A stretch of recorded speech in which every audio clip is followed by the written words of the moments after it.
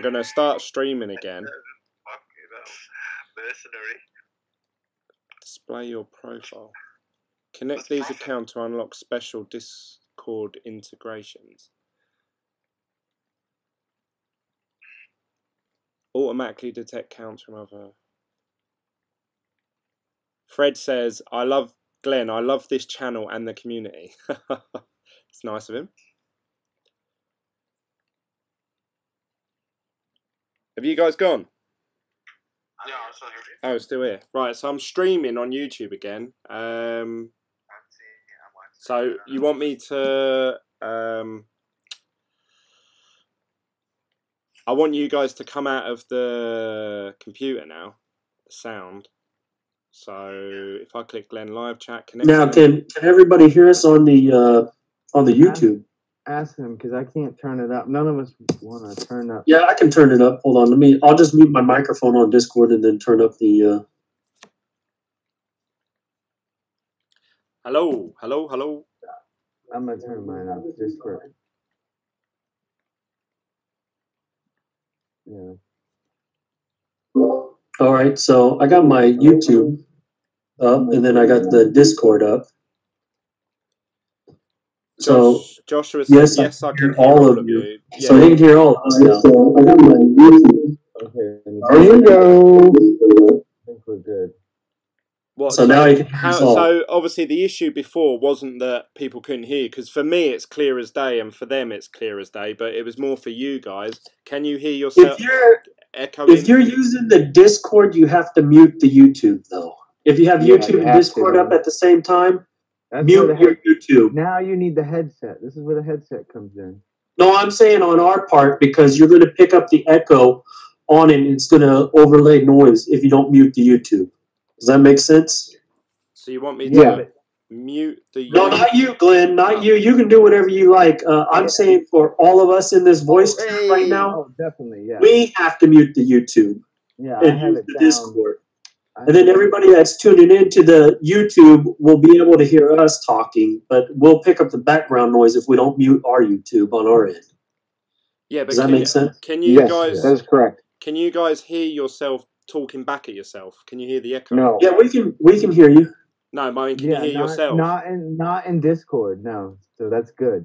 Oh, not in Discord. Like we're still conversating in Discord the way we were. So is it? Does this sound good for all of you guys? Yeah. Yeah, it's great. Hey! For me. Hey! We figured it out. Tech Junkie 101. And it does sound good for everyone in YouTube too, right? I mean, how does it sound for YouTube? The people of YouTube. The people of YouTube are going to it sounds fine in YouTube. Good. So we nailed it. We cracked it. So if we was to do this in the future, then now that them settings are in place, I won't have to do anything. I can just open up Discord, people can join in, and we can all chat. Is that right?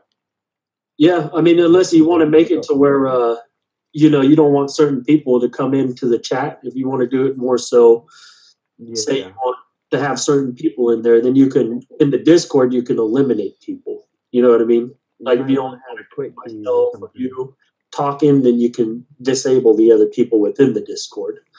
So that works out nicely. Yeah, that would suck if this got big and we had shillers just come in and be like, so what? Bye, John! So we've muted PJ right now, so... Bye, John! Bye! Hello? There he is. Go to hairplugs.com, man. Here's my referral link. Oh, this is a game changer here, huh? Yeah, this is the game changer right now, yeah. Because Glenn, now you can start hosting guests, man. Yeah. Awesome. There you go. So now we don't have to sit here and yell at our computer screens anymore when we're trying to relay a message to you and it's all delayed and shit. Now we can just sit here and verbally communicate. So that's cool. Yeah. So no worries, Glenn. I got your back, man. I got your back. So I'm completely in the dark about Hashflare restarting their contracts. So they're restarting. Hey, should we start a new video cast? Should you go on with your whole Hashflare thing, or? You know what? This should. Like when you listen to podcasts or stuff like that, and they have like they always start it as if they're just ending a funny conversation. You know, where they're like, Yeah, like on the well, crypto friends where they're all talking yeah, shit. and yeah, It's like, it got oh, welcome. You're just joining in. yeah, like yeah, it got stuck up my arse for 4 hours. Oh, hey guys, welcome to the video. Yeah. So yeah, what do you guys want to talk about? First off, this is our first Team BitGlen actual chat where everyone can get involved. You can either join in a Discord group, join in to the live chat above me, or you can obviously do the Twitter, Telegram, or comment on the YouTube videos. But yeah, what are your guys' thoughts on obviously Hashflare? Because you know they're starting up again, which seems a bit odd to me because the price hasn't jumped up massively over the last few days. But only a few days ago they were cancelling everyone's contracts. Is that with new contracts, or are they recontinuing the old contracts? Yeah, they said they're going to carry on all existing Bitcoin contracts. Yes, I received an email today from them saying that. That's odd. It is kind of odd. Well, because they were going to be sued, I think, by everybody and their mom, so they had to do something. Well, PJ, you actually said that you messaged them and said that you were going to take a lawsuit out against them. Is that right? Yeah. I mean, I went full board with it because it was, what else am I going to do? I was trying to get them on a malicious type of charge for it. And I'm sure you're not the only one. Yeah, I'm sure they get that from everybody and their mom, I think the thing that annoyed me the most with Hashflare recently was the whole like, oh, if you give us all your personal details and send us all your passport, then we're gonna like allow you to have these extra features. And then literally like 48 hours later, they're like, nah, actually all your contracts cancelled. I thought, oh fuck, why'd I do that? I feel like they might have just want to get everyone's information for tax purposes. Yeah, they took over the United States government because they knew they were about to get some lawsuits. Hey, Glenn, I'm thinking maybe it might be a good idea to put up a Discord because so people in the chat can see who's talking. Yeah. They might get... Oh, there you go. Just so they can see the thoughts lining up and be like, oh, this guy's talking. No, this guy. Yeah, it'd be cool if you guys had... some of you haven't got like profile. How can I make this bigger? Because that's quite a small... I want this bit larger. I don't want the rest of this stuff. You can make it bigger just like you do. Drag it left and right.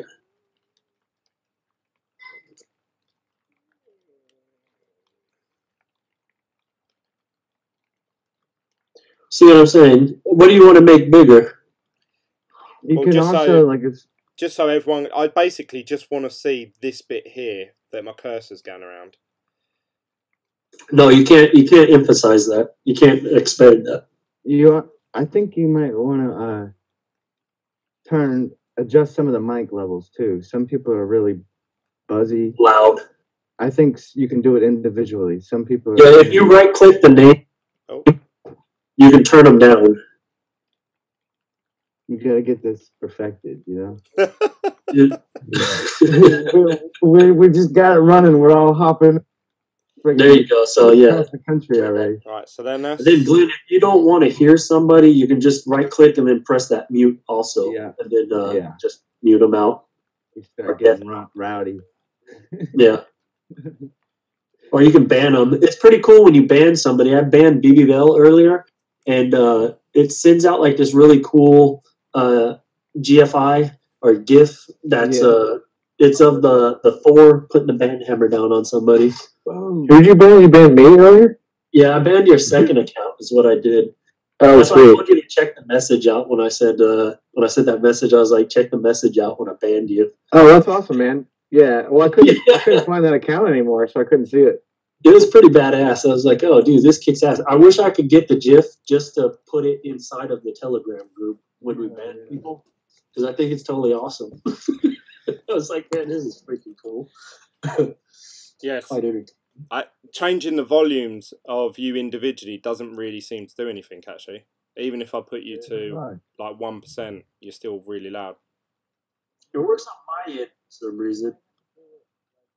I don't know. Yeah, I think, I know on my side, when I turn Glenn down, he goes down. Or if I turn, I was having a problem here. Russell, I got him all the way up, and then I got BBL turned about 50% because his microphone picks up fairly well. Yeah. Well, but we can also put our input volume down on the mic on our end. Yeah, on our end we can. Yeah, well, how do I sound? So maybe what we should do instead of inviting an entire group of people, is everybody still hearing us on YouTube? Yeah. Did we clarify that we can hear each other on YouTube now? Yeah, everyone can hear you on YouTube. Okay, what Yeah, I was going to say is, about what if to- we just did it to where only a select few people? Because it seems like that's going to become a problem if everybody's jumping in on the Oh, definitely. If Discord. this takes off, this will only be limited, very limited. Yeah. I think this is why maybe Yeah. this sort of thing is better for like more of a podcast type. Yeah, I think it'd be good if you wanted to have somebody with you while you're doing your YouTube channel, to get like a couple of people in there. Yeah, Fred throw says ideas off or whatever. Fred Like says YouTube has fine sound. I think maybe instead of live streaming, if I was just to record a video and then I could either edit it or I could add an intro and outro and all that sort of stuff and then just upload it as one video file after. It just means that people couldn't join in Absolutely. to like the text live chat. Unless you wanted to do like a live chat with a guest or something like that, or an interview. But then I like again, it would how- only be like one or two people, What I love about this whole thing is that we're talking to each other live, but then if you're watching the YouTube video, it's hella delayed. Yeah. How delayed It's is it? making all these expressions, but they're not following the voice. No, I know. I'm not. It's cool. What, my audio is behind my actual... I have to go Video. off of what you're saying in my ear, not what I'm seeing on YouTube. On the You still hear me? Yeah, we can hear you, mate. Can you hear us, Russell? Russell, can you hear me? Oh, he muted his headset. Okay. I don't think you meant to do that. Fred says this is perfect for live interviews and group discussions. Yeah, I agree totally. I like this. It's kind of cool. No, this is good for like a hot news topic. It's almost like a panel. You know what I mean? More of like a panel than a podcast. Well, how many people are watching right now? We got Oh, man. 12. They got to be Yeah. thinking this is bogus. Well, Glenn, I think this is a good tool to use for the channel. It just all depends on your application of it. You know what I mean? Yeah. Yeah. We have to come up with some structure. You have to come up with some structure. Like That's topics. what I was saying earlier. We'd have to have a structure. We'd have to talk beforehand, have a structure, and then obviously free flow it a little bit, but have like an Yeah, overall. What's Bitcoin at right now? We'll just 15,000. Yeah. I wish. Merry Christmas. Hey, that guy got his wish. We must have overachieved it. We said 10K by the time we figured it out. Fred it's still like says 800. BitGlen 2.0. And soon there'll be a Glentron version, which will be 4.0. And then you'll be able to buy the token. Okay? ICO's coming out next week. Joshua's joining in as well. Hey, get in the Josh. Did he come into the Discord? Is he? Oh, It said okay, I see roses he's are on red, violets are blue. Josh is joining you. Hey! there. Isn't that cool the way it comes up with all these little punchlines for everybody who joins in? I like that. Well, what does it come up for me? It just said like here, I'll tell you. You started back in was it red? River J says, oi, oi. So, Where do you guys, see if that you at, wanna, River? if you're actually watching this on the YouTube video, we're talking through an app called Discord, which is free through your desktop, through your iPhone, Android, I believe, and you can join in if you want, and you can actually voice chat with us on this live video. And this is a bit of a trial, so sorry if there's loads of errors, a delay, lag, whatever. This is the first time I've ever done this, so we're figuring it out as we go along. But yeah, where do you guys think Bitcoin's going to go next? At the minute, it's at 8,200, which is good because it's been at 7-8 most of the day. My bang is still at 9K on Tuesday. 9K on Tuesday. That's what I'm shooting for. That's what I hope for. Oh, I hope so. 15K on Sunday, But though. Pete, first. if you don't mind me asking, PJ, if you don't mind me asking, what's made you think that? Have you just plucked that figure out of thin air, or have you got some? No, because usually if you watch Gemini, or if you watch the Gemini exchange, or you watch Coinbase, and you see what their trading volume is, and you see how it's trading, so they'll put in open orders on Gemini. So Gemini turns in their orders once a day at like 3 and 8 p.m. I think it is. And typically, if you see what the auctions are going at and what the orders are being based off, you can see that their Bitcoin is constantly going up. You know what I mean? So if you look at the trading volume coming in and you see the orders that are going out, you can tell that Bitcoin is on an uptick instead of a decline. So I believe that when Monday opens, you get a fresh start to the week, because that's when the Dow kicks off and everybody starts investing back in to Bitcoin, usually on Mondays, Tuesdays.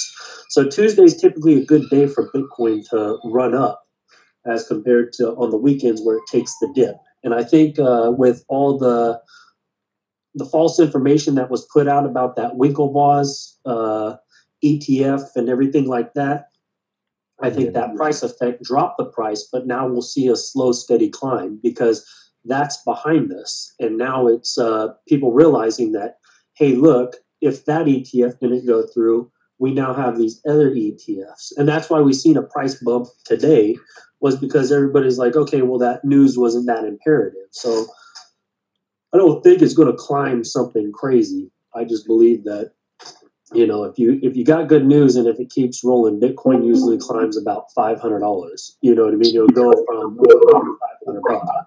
So that's why I believe I always say that it'll be 19 by Tuesday. Let me turn Joshua down here. How you doing, Joshua? Whoa.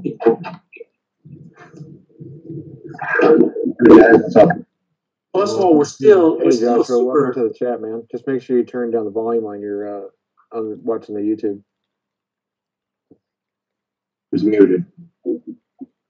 He's not muted. I just turned his You're volume gonna find that it's a little delayed on YouTube. We're a little ahead, so. Yeah. So I think we're still very bullish right now. That's why I say 9K. I mean, sometimes I'll put out predictions, like when I'm BSing with Glenn, I'll tell him 15K. He'll be like, "What the fuck, man?" You know. But I wonder if there's anyone in the Telegram group chat that's actually read what you've said and thought, "Fuck, Bitcoin's going to 15K next week. I better buy some Bitcoin now." Bullshit a lot. I know this morning was quite funny, because me and Travis put something like, "Oh, it's going to 75," and I put, "No, it's going to 9," and then it jumped. So it was like, it's pretty spot on. I thought it was funny. As soon as I found out that, you know, the whole ETF thing was crushed, I was like, with the Winklevoss, everybody made such an issue out of that it really wasn't that big of an issue, you know. Yeah, man. I think I agree with what you said. I just think that people got too put their blinders on, where they couldn't see that there's other ETFs out there. You know. I think the whole thing is there's so many new people in this space that it just goes to show you buy the news, sell the rumor, or buy the rumor, sell the news. And it's like, you know, there's a lot of inexperienced people in this whole space right now, and they just they'll just go off of anything. I mean, literally, if I were to start YouTube, or not a YouTube campaign, but a Twitter campaign, I could probably manipulate the price of Bitcoin a couple $100 just by putting out, like that time that I put out, "Oh yeah, Warren Buffett's going to put billions of dollars into crypto." Glenn fell right into that and was like, "Man, I can't find this article." You know, and I had to put like, "No, I'm just bullshit." You know? That's funny you say that, because I heard that he was buying a bunch of Digibyte today. Well, yeah, exactly. You see what I'm saying? So we could start this rumor, and if we can get enough people to carry that on, you could see the price of Digibyte go way up, you know? But isn't that one of the reasons why they actually denied them? Because they said Bitcoin can be manipulated at this stage. I don't think that's it. I think it's more so the reason why they're denying this ETF is because the NASDAQ still has that filing. So I think that they'll approve what makes sense before they approve what doesn't make sense to them. I mean, you got to look at the overall factors of who's applying for the ETF and who is going to be the most structured to handle the first ETF. So when they do finally decide to give somebody that approval, who would you want to delegate that from the beginning? Do you want the Winklevoss or do you want NASDAQ? You see where I'm coming from? Yeah. You would trust NASDAQ way more than two guys that have just obviously got a massive amount of Bitcoin. And the United States, the SEC is in bed with, NASDAQ and... Yeah, man, they've got their hands in each other's pockets, so they're obviously going to let the NASDAQ go first. I bet that's what's going to happen first. I think they're going to crush this one coming in September. I think they're going to deny it too, and we're going to see a drop in price, and I don't think that they'll approve it quite yet. I think they're going to drag their feet on this one a little bit longer, personally. But I think that the price will run up till then, and then once they deny that ETF, then that's when the price will start tanking a little bit again, and and then they'll eventually approve it. I mean, it's just a matter of time before they do approve it, but I don't think it's going to be anytime soon. But you never know. I think a lot of it has to do with people are thinking going to have the same thing happen that happened last year. This is about the time when we had a big jump. So any little bit of news, people are clinging on to that. Especially bullish news, you know what I'm saying? Yeah. Yeah, that sort of went away for a while, didn't it? Because I remember, like you say, like sort of November, December time last year, literally if someone said, oh, I found a Bitcoin on the floor, it jumped up like $500. But nowadays, like for the last 6 months or so, we've seen some really good positive news about Bitcoin. And just nothing happens, like no price increase. Generally, it goes down. So it just seems like when it's wanting to go down, there's no stopping it. And when it wants to go up, it looks for any excuse to go up. I think we still have an issue of, like, on one side we've got weak hands, that we need to get out, and then we've got these whales that come in and go in. So I think as we get closer to the end of this year, we'll kind of shift out some of those weak hands and get some of the big money into it. Does that make sense? Yeah. I think the biggest problem is the everyday Joe that's buying into it. Honest to God, I just think that inexperienced investing is what kills the price. And there's a lot of people who can't afford to lose money, so when they see the price drop, they FOMO into that. There's a lot of people who somebody just join in. But it's hard to say. I know you're saying obviously inexperienced people trading, but how do people?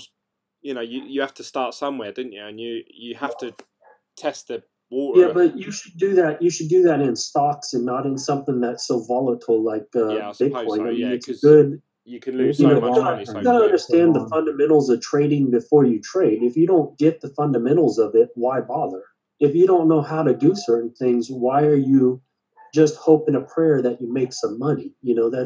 Doesn't make any sense. For me, how would I get involved? We got to let some of those people get into it. I mean, you can't just let those people not get into it. No, I'm not saying don't let them in. What I'm saying is everyday Joes need to do their due diligence and not do your own research.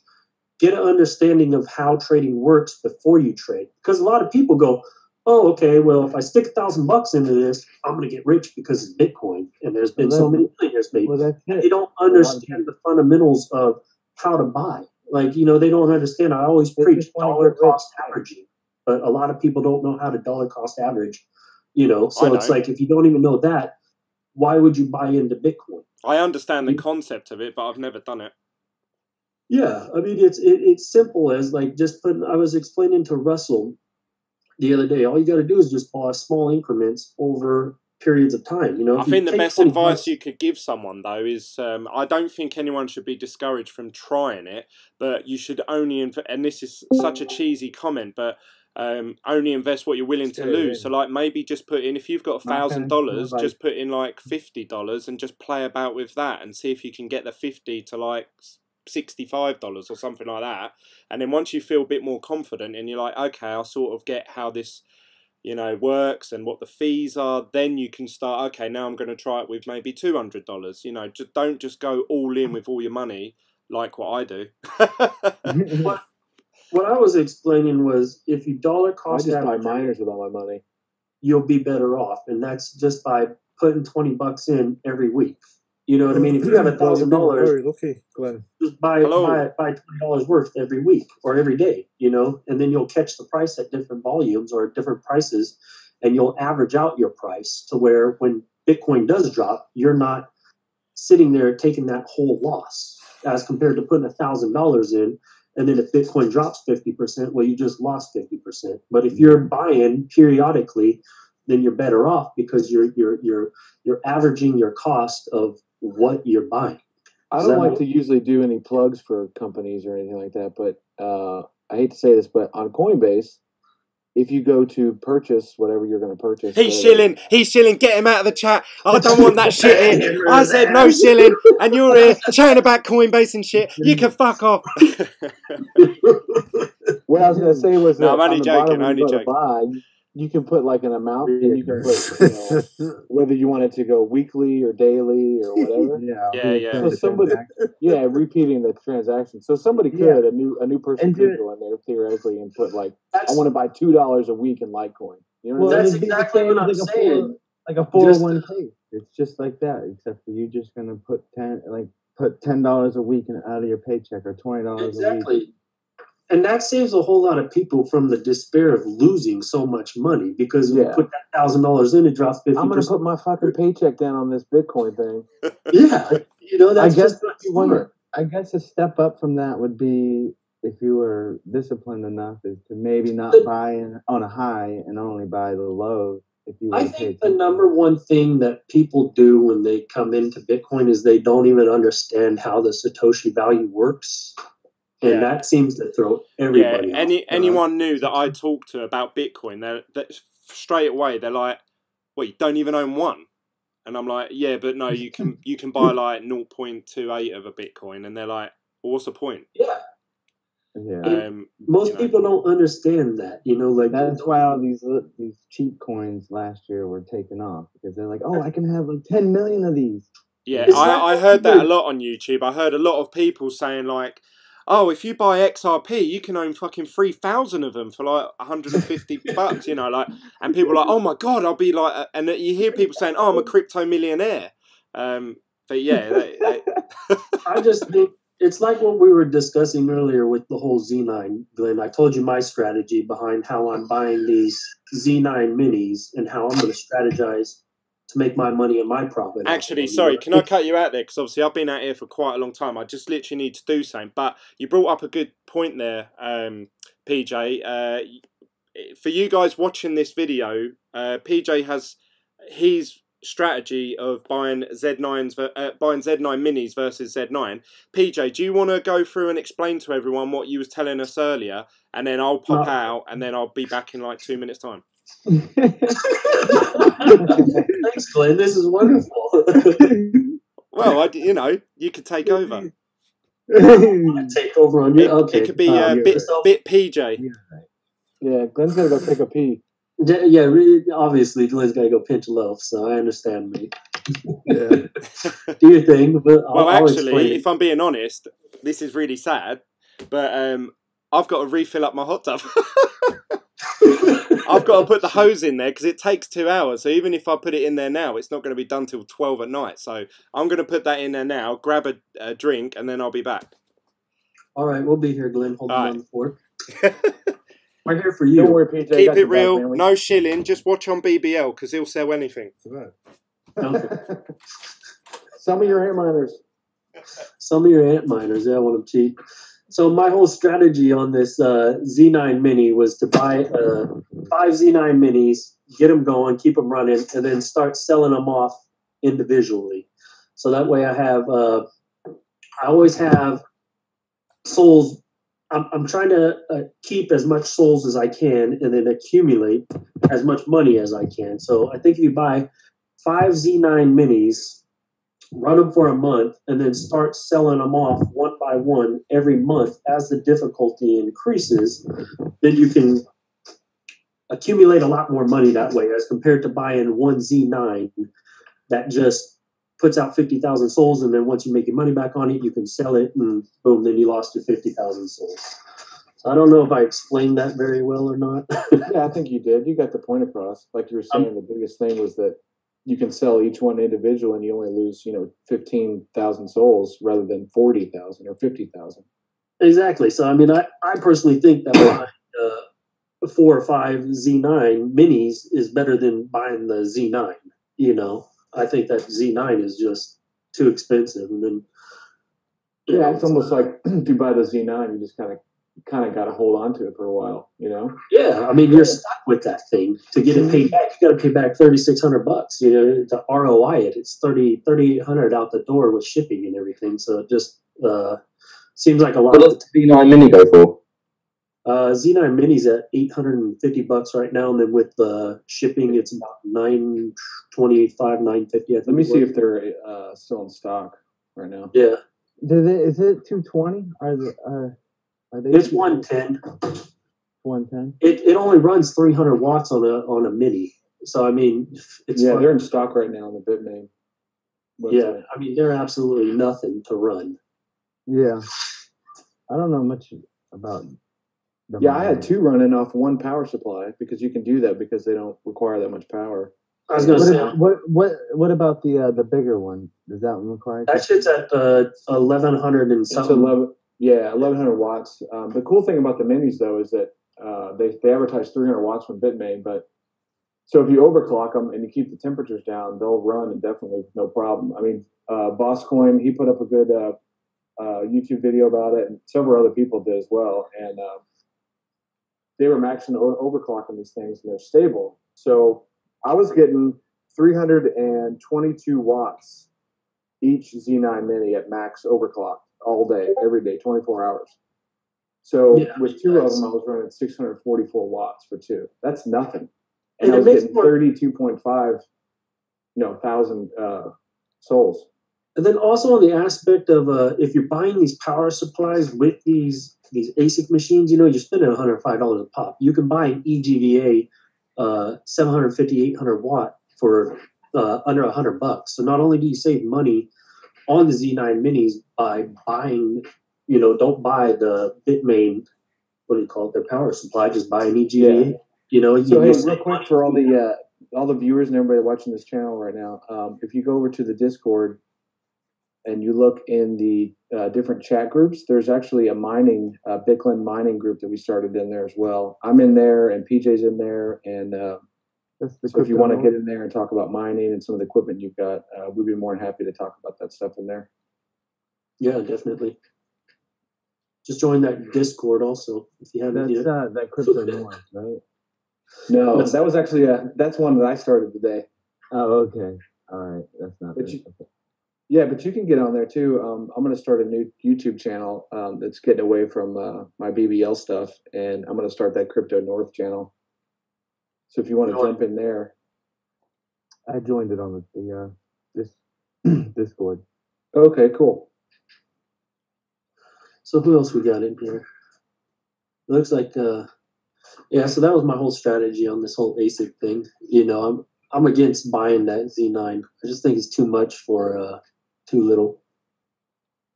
I think I'm going to take the hit though. I think because I really want to just check it out. I really like new products, and if you got the money for it, more power to you. I would do the same thing if the Z9s, the Z9 minis weren't in stock right now. I'd probably end up buying a Z9. Yeah. But how many minis? Right now, I ordered 5 of them. I think, John, what are you at? Well, I sold 2, and now I've got 4 more coming. Yeah. And then I'm going to buy the Z9 tonight. So I'll have a Z9 and 4 minis running on EcoHash. I've got other miners running, obviously, on other algos, but... What's the ratio of the minis to the Z9s? The output of Bitcoin? They don't output Bitcoin. They only output on... Yeah, they're on the EcoHash algorithm, so it's like Zcash, Zclassic. I'm a holder of Zclassic. Yeah, so that thing's really, it's banging it out. If you go on to what to mine, you can input the numbers on there. It's just whattomine.com, and you can see exactly what it'll turn out on those. I mean, it's killing it. You know? No, Another good one is coinwars.com. That's a good one. There you go. I know there's a few sites. I stick with what to mine. It's just something that everybody uses, so it's pretty good. The website there. I got soaked. Oh, it's still raining. Oh, what did I miss? Hey, I could do it to BJ. Hey. What did I miss? You haven't missed much. I think we did it. We survived. Let's hope. Oh, we just all pull our pants down. Now your subscribers have went down to 300. You did well. Kicked all the bots off of your channel, so now your subscriber base is only at 100. Raw says the price picked up less than a minute after today's Bitcoin future contracts closed at 4 p.m. UK time. So that's interesting.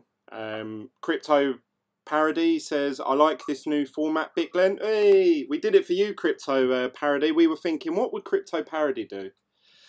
And that's how we come up with this. Frederick says, yes, this rocks for live stream. So that's good. I'm glad the community seem to be approving what we've done, guys.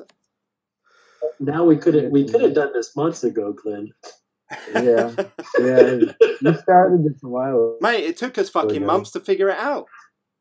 Of course, you didn't have the computer. You didn't have this computer. Oh, that's true.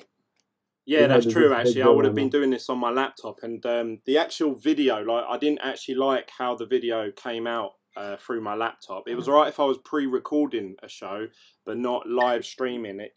The ratio or whatever, the screen size didn't go with YouTube videos very, very well. So, but yeah, no, I really love this computer. The only downside, obviously, it's out here. Normally, I would sort of edit video and stuff like that while I'm, my missus is in the front room watching shit on TV. Now this is out here. So if I want to do anything on a computer, I have to come out here. So, like even when I'm just doing stuff during the day, like today I had to create an invoice for someone. And to my wife, obviously, it looks like I've just gone out, oh, Glenn's in his shed again. Like, what's he doing? Yeah. Why is he not helping me look after the kids? And I was like, no, I'm doing that. Green bills, I swear. So, yeah, it's a bit annoying. I'd like to have a mixture of both, but obviously that's... I might get a cheap second-hand. You can focus more, though. Maybe you get a laptop down the road or something. Yeah, I want to get a laptop. Yeah. Crypto Parody says, hey, BitGlen, how long will it take Bitmain to deliver to you? It might be better BBL mentioning that, or even PJ, because I know you guys have got a few machines from Bitmain. What are they like with their estimated delivery times and actually arriving on your door? Are they good or are they bad? Well, what I found is that but I use UPS, so there's 3 different options you can choose when you buy from them. You can do UPS, FedEx, or DHL. And I go with UPS because, I'm originally from Kentucky and UPS is there, so I kind of support them on that. But what I found is that usually Bitmain will send you an email when they've shipped it. And as soon as UPS gets a hold of it, they give you the tracking number right away. So if you log into your Bitmain account, you can get the tracking number. And I've been getting my packages from Bitmain from the ship date, like 4 days. Pretty fast, actually. That's pretty good. And also you can, like I was telling BBL, telling them that, if you're out of town, you can adjust it through UPS. That's who I went with, too. So that way if, you're not there to accept the delivery, and that's kind of a cool thing is you can adjust it to when you're going to get back in town or whatever. So, and he was saying that Bitmain will actually send you the information, all the tracking and all that on it too. So that works out really well. If you have if you decide to go with UPS, you can just log in and create some little account with UPS, and then you can get all those functions at the same time. You can change your you can change shipping address, you can change the time, you can tell them to hold on to it. And you can actually, sometimes the first one you get from them, you'll have to sign, I guess. But you can go into UPS and you can tell them to waive the signature required and just have it delivered to you. You can put a note, say, hey, I want this package delivered to my, I don't know east side of the garage door, and they'll do it. Maybe Glenn can answer this. Like, I know for us, we have UPS out here. I don't know who it is in Europe. You know what I mean? If it's DHL or what. We have loads. I mean, we've got UPS, we've got DHL, there's loads. But I think all three of the ones that Bitmain offer we have available in the UK, so that's good. Okay. Yeah, I was on that. But yeah, I mean, for the Z9, I know when I ordered it, it's estimated delivery, or it says here shipping from the 1st of September to the 10th. So I'm just assuming that I'll get it mid-September. That's what I've got in my head. You know. Yeah, what I've noticed with Bitmain is that if they say it ships on the 1st of September, within 2 days or so, it'll start to get shipped out, you know? Oh, that's good. Something I wanted to touch on earlier, PJ, but I didn't get a chance to. So, obviously, your strategy about the buying 4 or 5 Z9 minis as opposed to buying the big Z9, so then you've got the flexibility later of mining with some and selling the others. Another sort of positive of that strategy is that obviously their estimated shipping times a couple of weeks earlier as well. So you're already going to start mining before you even receive the Z9 if you was to go for the Z9 mini route.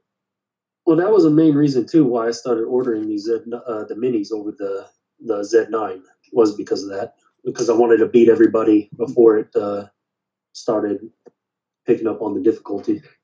You know, get a couple days on everyone. Let's catch up with what some of the guys saying. This seems to be working really well because as you guys were answering a question, sorry, I just read a notification that came up on my computer. As you guys answered Crypto Parody's question, he replied back in text, obviously saying, not bad, thanks guys. So people are responding really well, so that's good to see. Let me just turn my notifications off. We have got the Super 0410. I've never seen you comment before, so thanks for joining in and feel free to subscribe and smash up those likes. He says, getting inputs from everyone in the BitGlen community. Cool.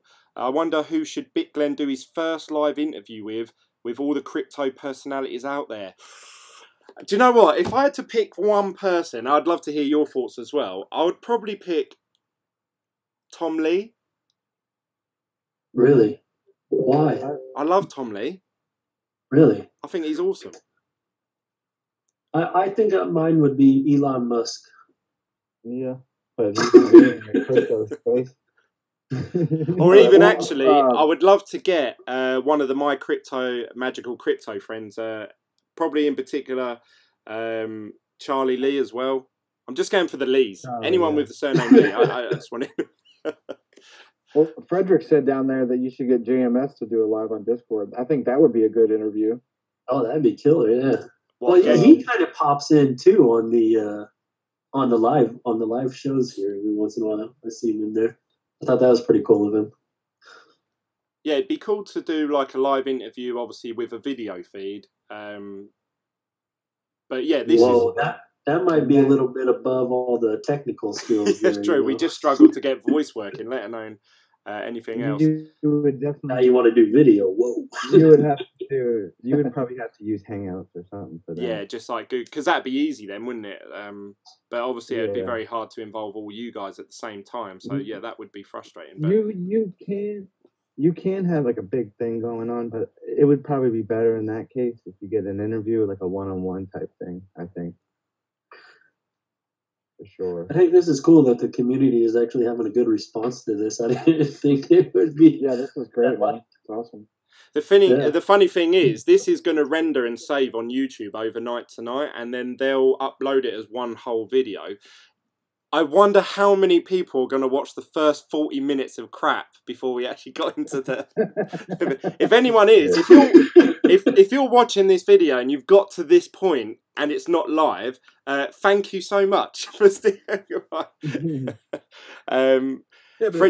Go on. It's kind of entertaining in a way, though. I mean, that first few 40 minutes, I was trying to figure it out. Yeah, but it was entertaining for us, but all them were just staring at me in silence. It was just me going... It's a bit of a learning process, isn't it, for people? A little bit. Frederick says, yes, you need to invite in JMS for the live chat on Discord. Now you have upgraded the channel. Tony says, interview Richard Els. Who's Richard Els? I'm not sure who that is, sorry. Crypto Parody, another question to the guys. I have 40 to 50 gallon fish tank. Is it worth my while converting it into a mining farm submerged in mineral oil? No. Good luck, man. Send me pictures of that. I'm curious. That sounds cool. Yeah, and hey, crypto parody. I I don't think. like the sound of that. Yeah, you don't, dude. You don't want to, or do that, or whatever. Sorry. You don't want to deal with 40 or 50 gallons of mineral oil at first. All you don't want to do that. I think it'd be neat. I'll just say that right off the bat. No, and guys, for entertainment purposes, we should all, as a collective, be saying yes. Do yes, that, exactly. and please, can you YouTube video the it? whole thing. Yeah, YouTube the whole thing, so we can sit back with our popcorn, just waiting for something to explode. And then when he does, we'll be like, "Oh, damn!" That's a horrible idea, man. It's not flammable, is it? No, it's not. Oh dear. So I don't know what. Other than PJ, what does everyone else reckon about, obviously, the idea of buying these Z9 minis as opposed to, just one Z9, big Z9? I'd love to hear everyone's thoughts, because it's good to hear a collective opinion rather than just one. So I'd love to hear your thoughts on that. The other thing I wanted to say, actually, PJ, is that I noticed with, and I don't mean to be directing this just at PJ, but obviously we're talking about his idea. I noticed when you go to purchase one of these, you can have so much discount off it using coupons. But it's the exact same amount, or last time I checked it was the same amount on a Z9 Mini as a Z9, which I didn't quite get. I think it's like $400 maximum. But obviously that's 50% of the cost of a Z9 Mini, as opposed to only 10% or 15% of a big Z9. You can't. I don't think you can use that 450. I think it was maxed out at. I think you can use only up to 250 on the Z9 Mini. It says here, coupons value $420 US and below may be used for this batch. Oh wow, yeah. Because when I ordered, we were only set at 250. And that's exactly the same for the big Z9. It says 420 on that as well. And I thought, well, that makes a lot more sense to buy the Z9 Minis because you get more discount off it. Well, no, you can only use up to. So if you use, yeah, but that's per machine. You can only get 450 off, is what they're saying. Yeah, but that's per machine. Is it? Well, I assume so, because. So yeah, I mean, I guess then if that's the case, shit, how do I get my hands on these coupons? Well, that's what I was doing the other day. BBL actually pointed me in eBay's direction. You can buy loads of them off eBay for like $5, $10. Get out of here, really? Well, I bought one. Oh man, I'm gonna have to go back and. Yeah, the only thing, and I was telling Glenn this too, is that hey, hold on, BitMate changes this all the time. What's BBL? that? I want a refund on that coupon you sent me. No way, man, you fucking blindsided me on that one. Jesus. Did you already use it? You used it, didn't you? Just kidding. Yeah, I used it already. Oh, sweet. You didn't sell him like $100 voucher for like $80, did you, BBL? No way. Yes. I'm not that big of a schemer. We won't discuss that. He took me on that one, if that's the case. $9.99 shipping. Well, I just wonder how that would work, and I'm scared to actually go through and try and show, obviously, how that coupon process works, because the last time I done that I lost it. Let's see if I can actually log in. But keep in mind that's only for one machine. If you were to put a quantity of like 2 or 3 or 4, you couldn't use that. Well, surely, if it allowed you to do $420, you would just purchase one at a time. Like, you would complete the transaction, go back, and then do another one, because it'll let you do another $420. Even if you set up a different account, like I set one up in my friend's name, you do it like that. Let's just have a look to see if my. I don't know about buying coupons off of eBay. That might be a little risky, because you gotta trust them to send that to you. Well, that's the thing. With eBay, you're insured, aren't you? If you message eBay and PJ, say, I've got a couple of them I'll sell you. Really?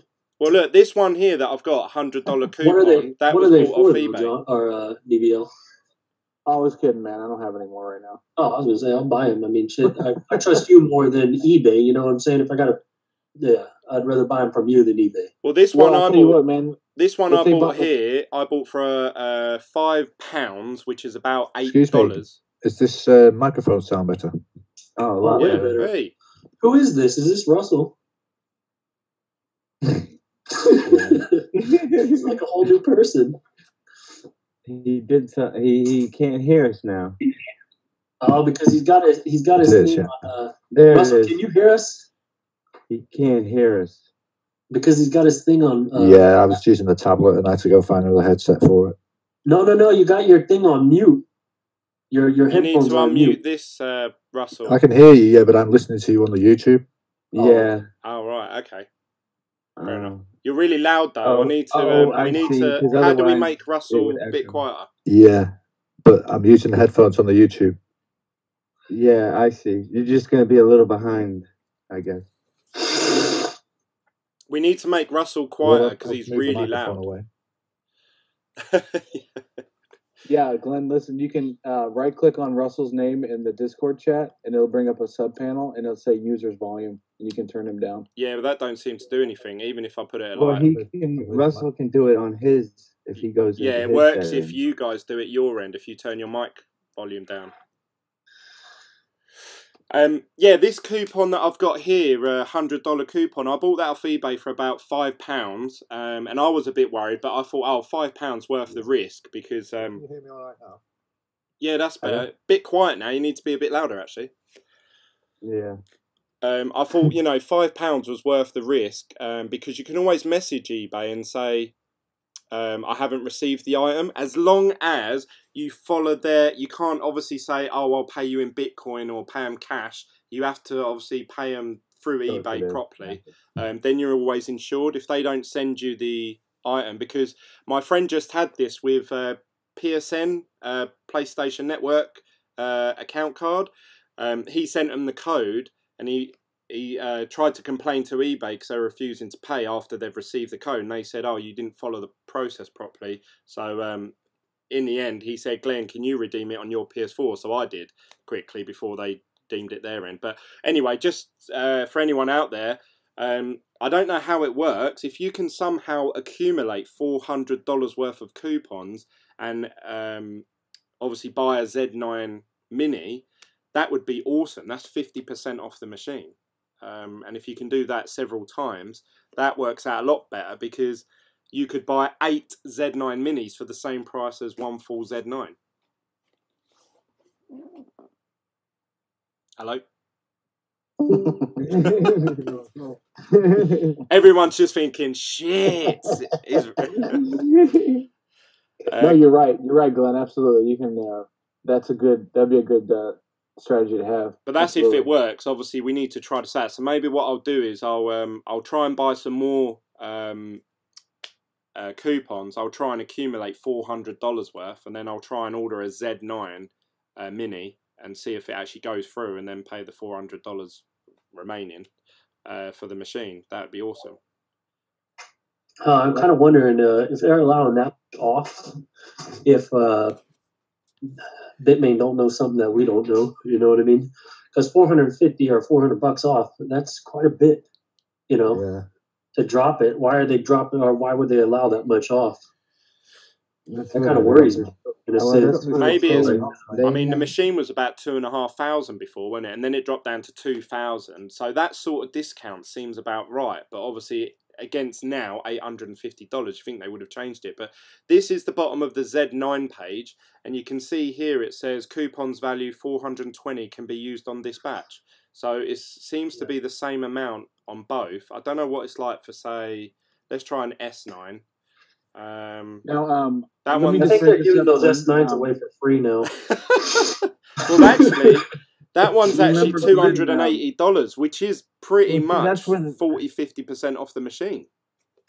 Because I remember the last purchase you did on Bitmain, where when you had those coupons before, you could only put like a certain number of each one. So, like if you had one, let's say you had two 250s and two 100 coupons, you can only put one 250 and one 100. It wouldn't let you do two 100s. But is that, remember that? Is that because you were hitting because if you put in obviously lots of 250, you're going past the 420 amount. So really, the most you could do is 250, then 100, and then you're at 350. The most you could do after that is 70. If you put $420 down on this or off of this thing at $850, that's making it damn near nothing. I mean, fuck, you can get 2 of these machines for the price of 1. Yeah. So Wait, you're how many better off messages? to just buy up the Z9s than you are, or the Z9 minis than you are the Z9. There's Yeah, no that's point that. to even buy a Z9. When you mentioned your strategy earlier, I had that in my head, and I thought, and then we started talking about something else, and it's been bugging me since. And I thought, oh, I've got to bring that up. That's why I sort of thought I'd bring it up now. There is absolutely no point to buy a Z9 then. So Absolutely. you're telling me instead of buying a Z9 tonight, I can buy 8 Z9 minis? That's what he's making it sound like. But I don't think that you can use coupons. I don't think you can use $420 on each machine. I think it's accumulated total of $420 allowed over the course of whatever you order. Does it? I don't think I'm explaining that right. No, I see what you mean though. But then obviously when you go over to the S9, it gives you a different amount. It says 280, so it must be specific to they're each all machine. different. Each one of these miners, you can only use so much coupon. But what I'm saying is, yeah, I mean, BBL, you're completely right. Shit, I can order 8 of these Antminer Z9s for, price the of price one of 4. Z9. Yeah. Yeah. So why would you even order a Z9? Well, that's if it works. We don't know. We're just speculating at the minute. Well, here, send me your coupon and I'll try it right now. I'll order one. Yeah, we need about $400 worth of coupons and try it. Anybody got $400 in coupons? Well, if you head over to eBay, people do sell like 3 or 4 of them at a time. I see them right here. I see them like right now. I got one up. $100 off for $16, $12. So I mean, they got plenty of coupons on there. You can buy all the coupons you want. I mean, I see one listing. There's $500 off. Yeah, Travis. Sorry. No, I'm sorry. But yeah, I see what you're saying on the eBay where you can buy these coupons.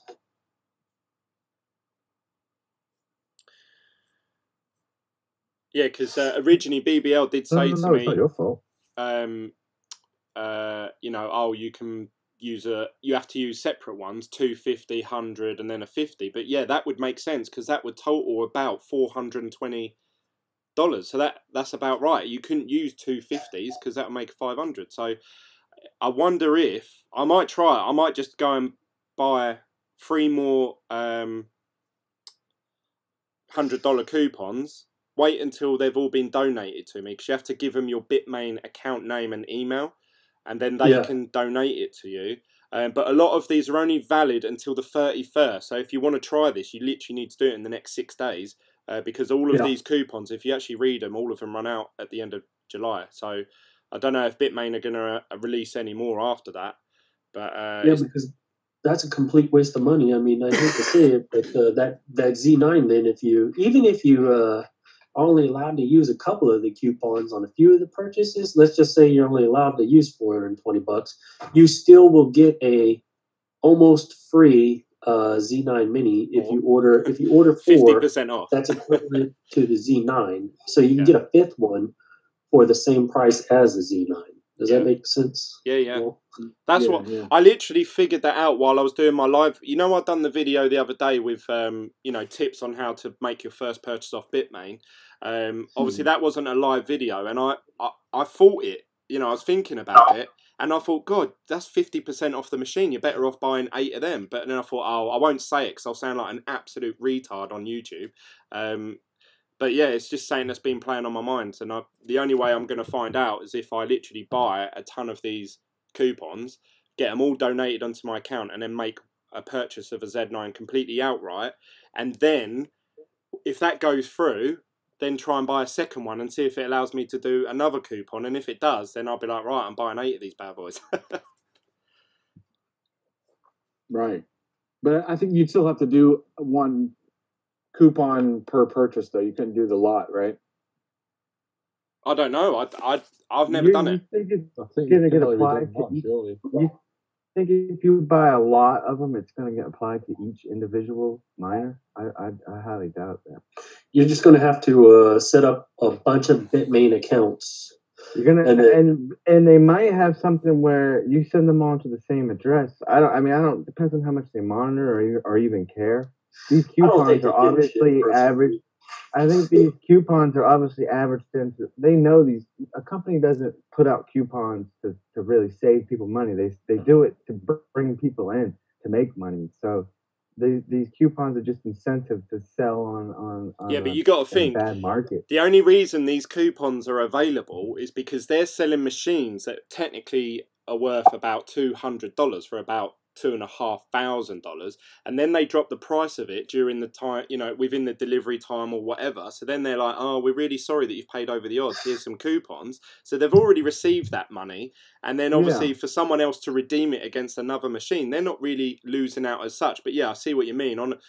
I don't know. I mean, Bitmain's obviously quite a newish company, and their website sucks. So I don't know if there is a loophole there that will allow people to take advantage. You don't. They're making money's hand over fist, and their website can't function right. I mean, like, yeah, I don't know. Yeah, their website is a bit dog shit. Yeah, I don't think I'll be ordering that Z9. It just seems like a complete ripoff now that I'm looking into this. It's just not smart to purchase that thing at all. Crypto Parody says, hey BitGlen, I know you're leaning more Bitcoin, but do you have some alts that you still consider to hold? Envian? Get out. I don't know. I would just the top coins is what I would say. You know, Bitcoin, Litecoin. That's it. Like, not even. If I was being completely honest, yeah, I mean, obviously Litecoin, Bitcoin, they're the only two I really like. But other than that, the only one that I would probably take a punt on is probably, and I know you guys will probably rip me for this, but XRP. Maybe, or Stella. All right, yeah, or Stella. If Stella's joining Coinbase. Let's get rid of this guy. Hang up. Control-Alt-Delete. Control-Alt-Delete. Bitcoin's going to the moon. Well, I mean, I understand the argument for XRP. But I think that's not what the crypto space wants. But no, but the only reason I say that, the only reason I say that, Joshua, is that obviously we got all these cryptocurrencies, and really Bitcoin obviously pretty much does what it says on the tin, and we're all happy with that. But if you look at the SWIFT payment method currently that obviously most banks use, it is shit. It is really dog shit. And XRP have a solution for that. Now, a lot of these other altcoins are just potential solutions. Yeah, go on. You gotta interrupt this real quick. You keep saying XRP. XRP is not the solution. Ripple is. XRP has nothing to do with the payment. It's a token. It's a utility token. Yeah, but that's so XRP has nothing to do with Ripple. That's why they're trying to distinguish it. That's why they're being sued right now, because they're saying, look, XRP is not. It is a security token that is not Ripple. Ripple is what creates the payments. Ripple is the company that is making all these deals with the banks. Has nothing to do with XRP. XRP is just a token that is being utilized that has 55 billion tokens sitting in XRP or Ripple's control. It has nothing to do with the payments. They don't use XRP for the payment rail system. That is Ripple. Yeah, I completely agree with you there. I agree with you, but obviously the software and the system you're using is Ripple Labs. I have no arguments with that. Think about it like this. The other day, the reason why XRP is so horrible is because the other day, Ripple decided to sell $10 million or $23 million worth. They cashed it out. They said, okay, boom, we're going to sell this token. And they can do that. And they still have 55 billion tokens left to just go ahead and burn at whatever rate they want. Yeah, that's so they can completely manipulate that price. Not even burn. Sell. Burn would be burn, sell. They can do whatever they want. Burn would be actually better because it would make them. Well, that's what they're supposed to be doing with them, but they still possess those coins. You know, at the end of the day, they got complete control over that XRP token. So if they want to, say, depress the price or whatever, but the idea behind it is that obviously the Ripple software and the Ripple solution, the Ripple Labs that they're offering banks, if that works, obviously it saves them so much percentage of doing a transfer. But if they mix that in with using the XRP coin, they get a bigger saving as well. So it's going to take a long time if that was to happen. You've got to get around the banks actually using your system in the first place and it being regulated, and then second, you've got to get them to buy the coin after. But then that's the gamble, isn't it? And like you say, the next best thing is Stellar. Stellar are actually really open source and very transparent with where their coins are, how many they've got, and Stellar seems to be the better option. But I think working with banks, you have to be a little bit centralized, or you have to have that level of the guy to go to in the suit, because that's how banks operate. That's how they work. Where a lot of people go wrong is that there was one reason a lot of people got into all of this, and it was to get away from banks. Yeah, true. Banks rob you every day. Every single day they're robbing you, they're raping us, and we're so negligent to it, and we allow it. And with Bitcoin, the reason why it was so successful is because you get to be your own bank.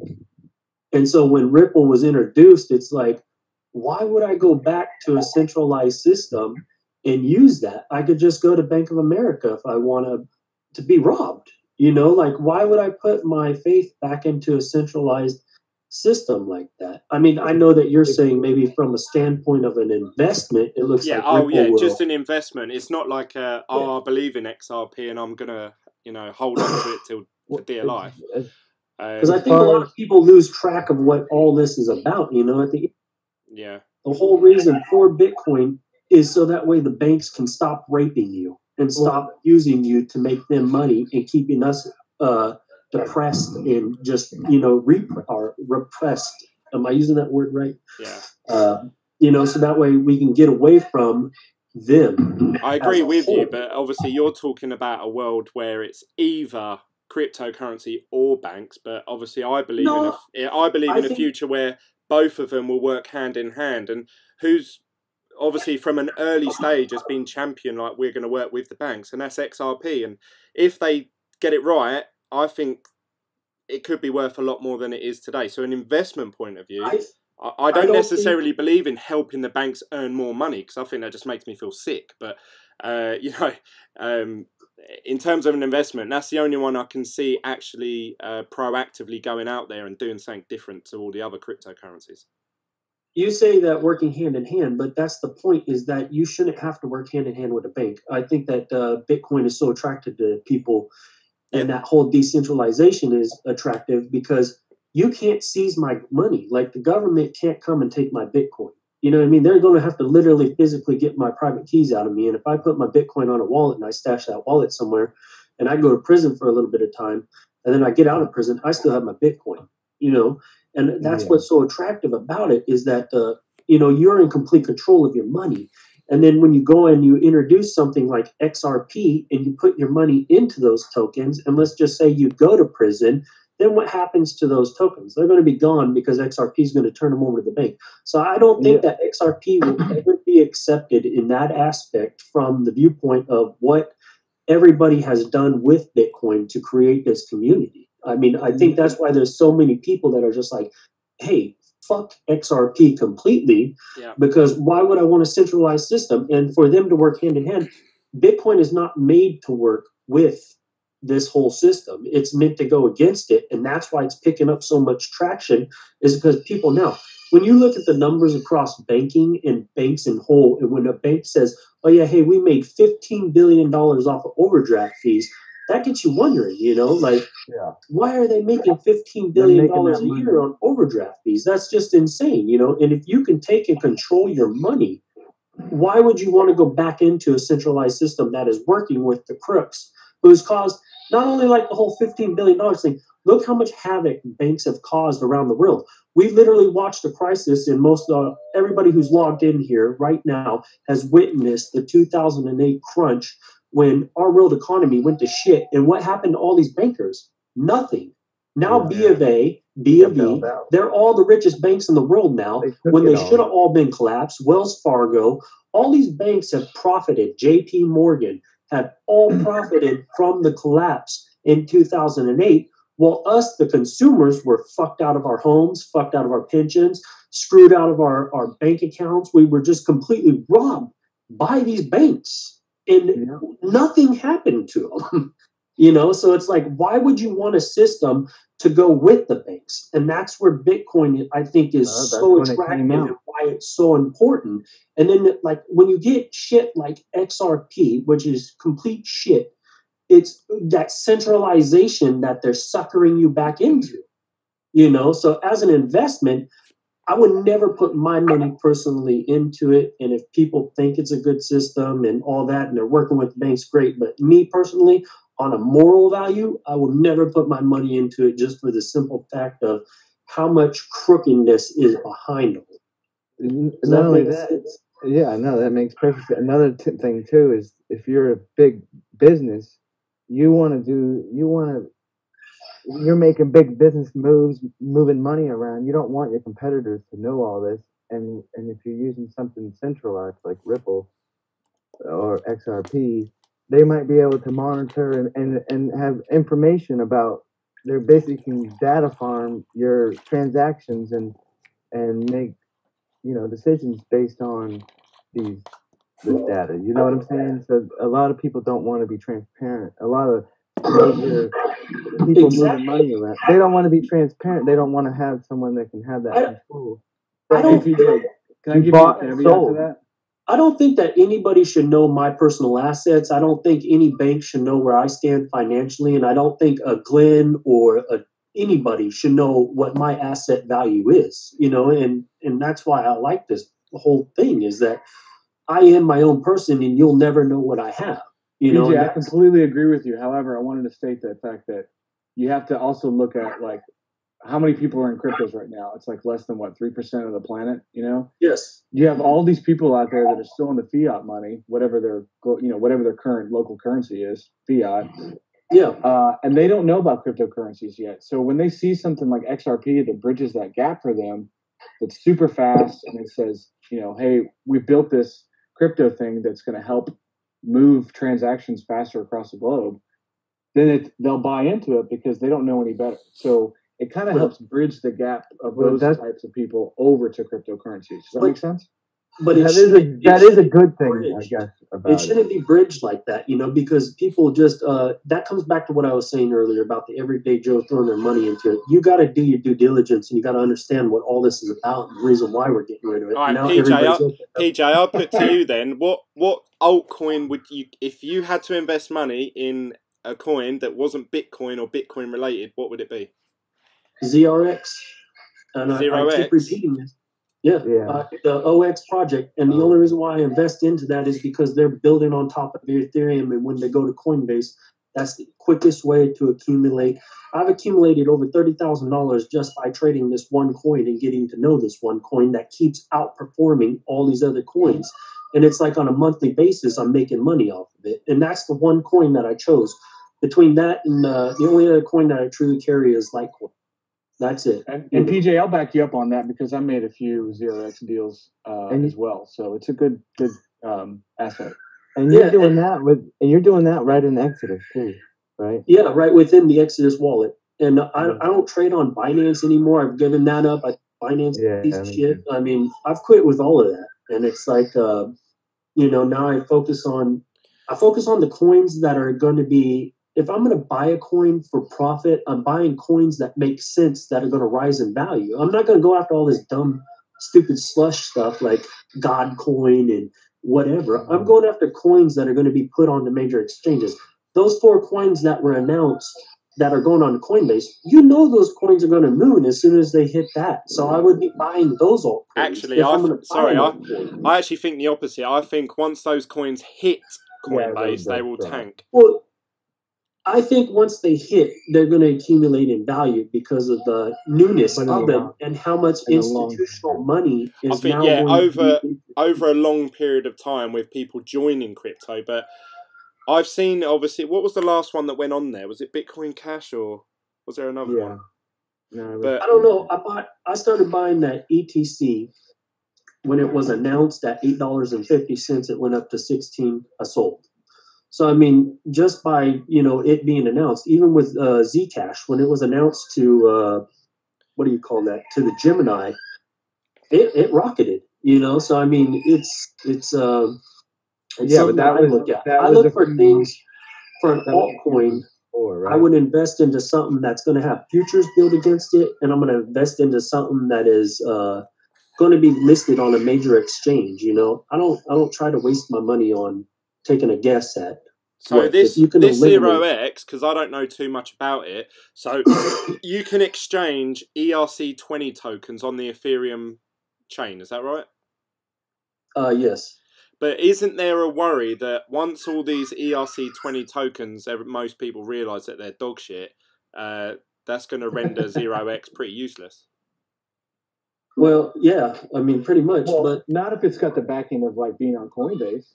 If let's just put it like this: if all these ERC20s, the only thing that's going to render them dog shit is when Ethereum fails. You know what I mean? That's all that it takes. So as long as Ethereum's not failing, they are going to be the cause of Ethereum falling. Well, I think that ZRX is doing. If you look at what they're doing behind they are building Ethereum. What are they? Are they putting the ERC20 token on Coinbase, or are they going to actually put their? I mean, they're putting their token on. No, they are ERC20 token. Okay. So, you know what I'm saying? They're just building on top of it. Their token is the ERC20, but they built on top of it, and they built like all the smart contracts and everything like that. So, what is it? What are they trying to achieve? It's an exchange, right? Basically, I mean, they're the ones that built a bunch of. They bought the the 271 ERC 271 or whatever, the crypto kitties and all that. They made those able to like go on smart contracts. They're doing all sorts of things for it. So it's just a matter of. Did any of you guys buy any of those crypto kitties? No. No, me neither. No.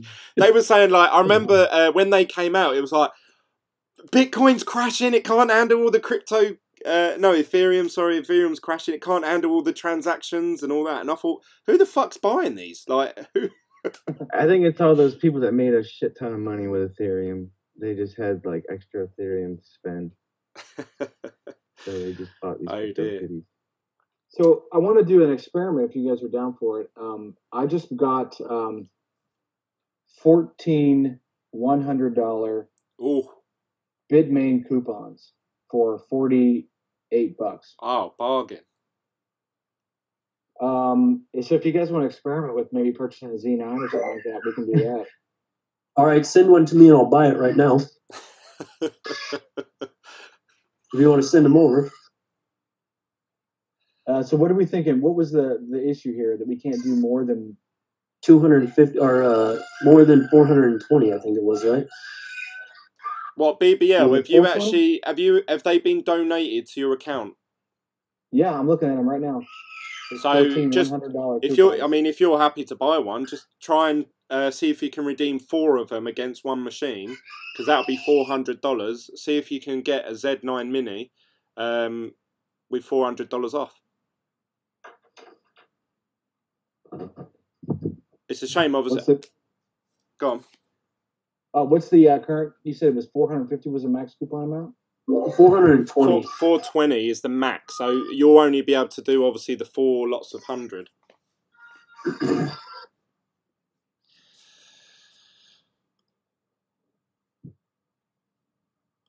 If this goes through, I think it's going to be a race to who can get on eBay and buy them all up. Okay. Yeah, so I'm doing it right now. I'll you guys want to keep chatting? I'll no, it's a tense moment. Can we all we all like start banging the table? Yeah, this is gonna be good if this works, man. Oh my god, this will be phenomenal. Yeah, it's the game changer. Nope, you can't do it. Like I said, you can't do more than one of the same coupon. So you got to have the 250 on top of the 100. Yeah. So now I can sell a couple of these out to you guys for discount price if you want. Oh, okay. I'll take it. $7 now that I know eBay exists. Yeah, Well- I figure I'd just give them out. You know what I mean? Like, Even if maybe Even- you can give them away on the channel or something. that's what I was thinking. Hey, BBL, if you want to send me one, you got my information. Yeah. I was gonna say I don't even see a 250 though on here. That's the thing. that's the thing. I'm looking on no, so eBay and I only see the $100. BBL told me that you could only use one of each. So I've been looking on eBay for $250, $100, and $50 ones, and you can only find $100 ones on there. Oddly enough. Yeah, I was gonna say because that's all I'm seeing on here is just the see any for 250 or anything. So I wonder if that's why they set the discount to $420, because they know that people can add a $250, $100, and a $80. And Well, still, something man, together. $100 off on the Z9. I mean, if you're 4 of them, Well, that yeah, I puts mean, you- BBL, instead of, because you said you were $400 going to off. buy one of the Z9s anyway, you're better off buying 4 Z9 minis, all with $100 off each. Exactly. Yeah. I mean, Glenn, you are too. Instead of buying your Z talking. Yeah, I mean, and the good thing with that is, obviously, I could buy 2 outright now, and obviously when I get the rest of my funds, I could buy the other 2 outright. I don't have to do the 50% deposit. Exactly. I've And just then you can get mining with them and then start yeah. accumulating that money. I think that's what I'm going to do, actually, because there's less risk, and obviously if you can get... Technically, you don't even need to be on YouTube right now, right? Or is there actually people watching still? It says 12. Yeah, 12 Is people it? watching, yeah. Oh, it says 13? Okay, yeah, I'm surprised. Why is that? What are you thinking? What's that? Oh, I thought it was crazy that people are still watching us. I guess it's kind of educational, right? I don't know. Well, sometimes I'll put on. I'm a YouTube premium. I guess it's a premium now, but I subscribe to that, and I can listen to it on my phone while the phone's in my pocket. So I'll do that. Oh, what? Are you kidding me? What happened? No, if you subscribe to the YouTube Premium, you can watch videos while your screen's locked. Yeah. Oh my god! And not only that, you should be getting paid. Like there's supposed to be a small portion. Like I don't get ads, so. Hey, I'm going to tell you guys something else. If you use that Brave browser, you won't get ads on YouTube whatsoever. Yeah. If you're watching videos, it blocks out all the ads on YouTube. Well, I use ad blocker anyway, but that is cool. But at the same time, I also don't get ads on my phone either, it's kind of weird because I've had it for about a year, and like everyone was talking about all these crypto ads. I have not seen a single crypto ad on YouTube because I have seen no ads on YouTube. Well, actually, yeah, I mean, in terms of for a creator, you're actually doing it the right way, because, like you say, for every time you watch one of my videos, YouTube will see that, and out of your subscription, they will donate, I suppose, some funds. It'll probably be like pence or cents, but you know, at least it's contributing. Whereas obviously, if you're using like ad blocker and stuff like that, essentially, and you're watching, say, my videos or anyone, not really, it doesn't affect me because I only earn like $5 a month from YouTube. But you know, for some bigger people, they're obviously really you're cutting out probably the only bit of money that they receive. Yeah. No, you don't. That's what I'm saying. If you use that Brave browser, you can still pay the YouTube without giving you ads, because in the Brave browser they give you like 30 tokens a month, or $7 is what it's equivalent to, and you can pay which websites that you go to most frequently with the back token. So the Brave browser pays YouTube, so that way people are still getting paid for their content. Oh, okay. But it doesn't cost you anything. So if you're using the browser, it'll block the ads, and you can choose to pay YouTube. So that way people are still getting paid on YouTube. Does that make sense? We're paying people not to show us stuff to buy. That's what I really like that. That is really, yeah. I'm fed up of being sold to, so I'm going to pay money not to be sold to. So it saves me money. Well, it doesn't come out of your pocket. They just generate the Brave token. So I mean, you're automatically uploaded. I mean, if you think about it too, like how much time you spend sitting there waiting on ads and all that, like, you know. I hate that. more than anything. But it is worth it. Like it's $10 a month YouTube Premium. I get to listen to the videos. You get YouTube Red, which is the music app, so it just automatically when you search something it does the music, and it's worth it. Yeah, I always seen it. I just never tried it. Someone mute that guy. I love YouTube, and I know a few other. So what did we come up with the miners there, BBL? Yeah, what's going on, BBL?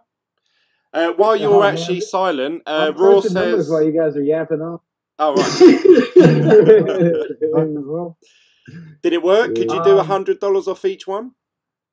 No, I didn't do the purchase yet. I was trying to think of I was trying to figure out how many I could buy at one point, and then I was also looking at maybe trying to do a giveaway on your channel, possibly. Yeah. If you were down with that. For a Z9 Mini. Yeah, right. You need the cat. Are there people that are buying my in this community?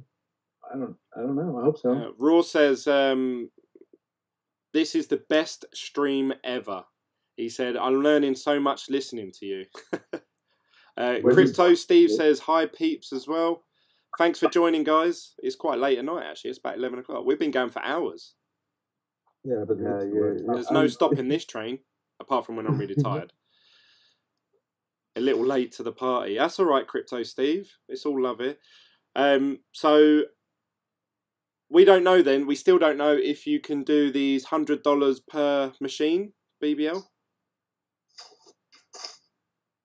Say again. I'm sorry. Are you able to? You know when you go. You know when you go into the payment screen, or you select in the machines, it says quantity. Are you able to change it to 4, and then does it allow you to select 4 coupons? Let me try that. I haven't tried that yet. Yeah, because that'd be the winner right there, man. Cha-ching. Crypto Steve says, good news on Hashflare. So yeah, a few people have commented now, so should talk about Hashflare. You know what? Raw Top Shot, he's right. You can now do your 24-hour stream. Oh yeah. Yeah, that would be awesome. Yeah, because then at least, do you know what? I've been talking about doing that 24-hour live stream, and I just thought, how am I going to just talk in silence for 24 hours? But now I can just chat to you guys. 6 hours and you're sleeping on the couch. Well, the thing is, I could probably, could probably go taller, and you guys could carry on talking. I could. We have literally been on this chat with you now for almost 3 hours. Really? Yeah. Like, look at the Telegram group when we started this chat. When you first posted your message in there, it was back at 2:30 my time, and it's now 6 o'clock my time. You guys were in here a little before, no? Oh, that was you. No, that was me and I think it was BBL and Russell. Yeah. Yeah, so let me confirm that for you guys on Bitmain. It is 1 coupon per machine. So if I put 3 in a order, I can use 3 coupons. Hey! Oh, so wow. So that's got to be worth it, isn't it? But then saying that, I suppose, can you do? Sorry, BBL, we're asking a lot of you. Can you go to the Z9 and can you use 3 $100 coupons against that one machine? Because then that's the same. Stand by. Over and out. Over and out. Well, actually, by the time you get $100 off each machine, and if the Z9 is the equivalent of 4 Z9 minis, obviously you're getting $400 off the whole cost overall. So that's 50% off one machine at least. You could probably afford to get 5 machines for the price of one Z9. But then saying that, we'll see if you can actually do more than $100 off the Z9, I suppose. Yeah, no, I just did it. You can only use 1 coupon. Oh, so then it works out $300 better off to buy the Z9 minis. I don't think a 24-hour stream would be that hard. We literally did those things 2:06, so that's 4 hours now we've been on this thing. We need to get somebody. Well, of course I work night, so that's you see me on Telegram in the middle of the night because I'm up. You know when Travis is on because it's like holy shit, man, there'd be like 150 messages pop up on the screen. Like, well, what'll work really well is that I think the community that I've got here, obviously a lot of you are based in America, some in the UK, some Europe, and there's even some people that watch from Asia. and We need they the chat aid to me in different times. And if I do a live stream, say like I did one midday tomorrow, I notice I get a different group of people join the live chat than what. So what would be good in a 24-hour live chat is that you guys would chat to me for a few hours, and then you say, "Oh, I'm going to bed now, Glenn. I've got work or whatever." But then give it a couple of hours later, some other people will join in, and maybe they'll join in for a couple of hours. So that'd be awesome. Yeah, we have to do a trial where you just leave. I wonder if you just left this going and you walked away, how long that would run. Well, actually, there is an issue with that straight away, and this is something I need to figure out. When you live stream on YouTube, like I am now, it's capped at 8 hours. Oh, really? So I would have to do one video, and then when that ended, I'd have to wait a little bit, then You have start to a set new an one alarm. and do another 8-hour video. I'd have to do 4 videos, and because if you look at people that have done 24-hour live streams on YouTube, you'll see that they actually have videos that say part 1, part 2, part 3. If I was to just record my screen, I can record 24 hours on as one video file, and then just upload it to YouTube, and it would just be a massive file. That's something. There's channels doing that right now. There's like one that's it's about cryptocurrency, and I'll watch it, and it'll be some live stream of some video a long time ago. I don't know if you know what I'm talking about. That's right. It'll be. I mean, I don't know how What's long the name those of it? things are lasting, but every time I come on, I mean, there's probably on one right now. What's the name of it? It's called like let me. Decentralized TV. That dude just nonstop of Yeah. I get I'm like emails that, from that like all the time. crypto I don't know news. what it is. It's like something. No, I tell you what, that crypto, no, decentralized TV, Peter, his name is, that intro he done where he goes, that, honestly, I was drinking Sank when I was watching that, and I went, it made me laugh, Well, that did. I guess what it is a lot of people are ripping off other people's videos and putting their name under it. You know what I mean? Yeah, and what I've found with even my channel, which is a small channel, a lot of people are basically just copy and pasting the whole video, and they're even copying my description, like word for word, but the link that's the referral link to say Coinbase, I think I had Hashflare, and they're changing it to their one. So people may think, oh yeah, I'm using this link and I'm helping Glenn out, but really they're giving it to some random guy. And I tried doing like, I tried using the YouTube process of,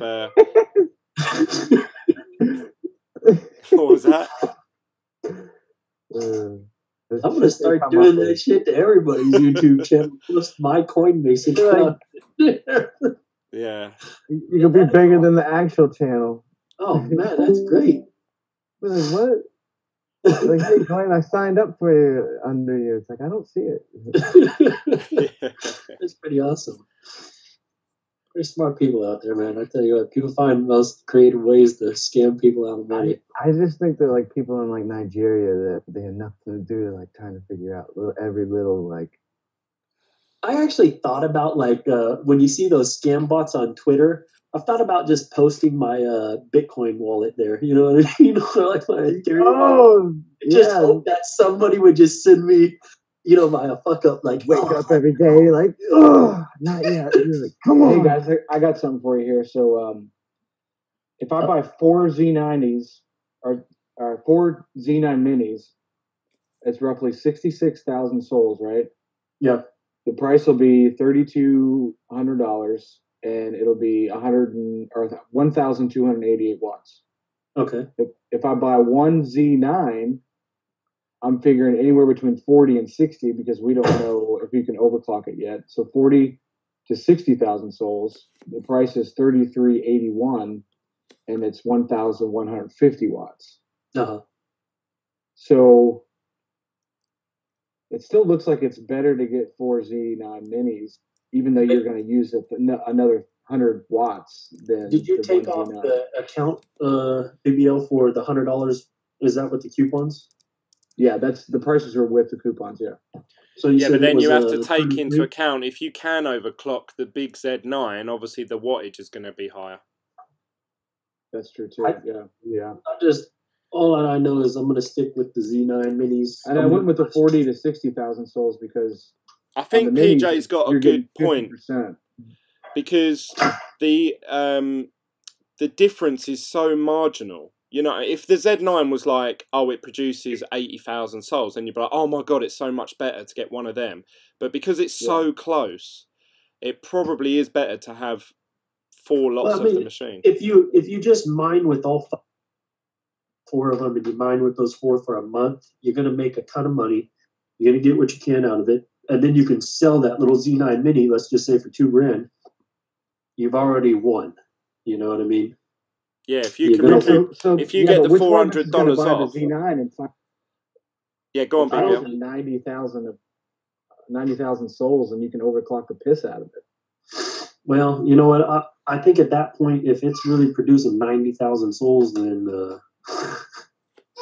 because remember, then all these machines are going to be rendered useless. If that thing is putting out 90,000 souls, the difficulty is going to go. I was a little extra. This is done. You know what I mean? Because then those machines are going to move.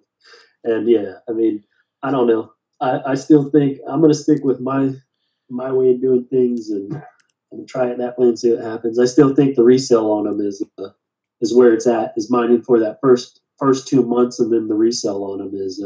Now, if the Z9 was like $2,000, then it would make more sense. Oh yeah, yeah, because then there'd be $1,000 different in it. Yeah.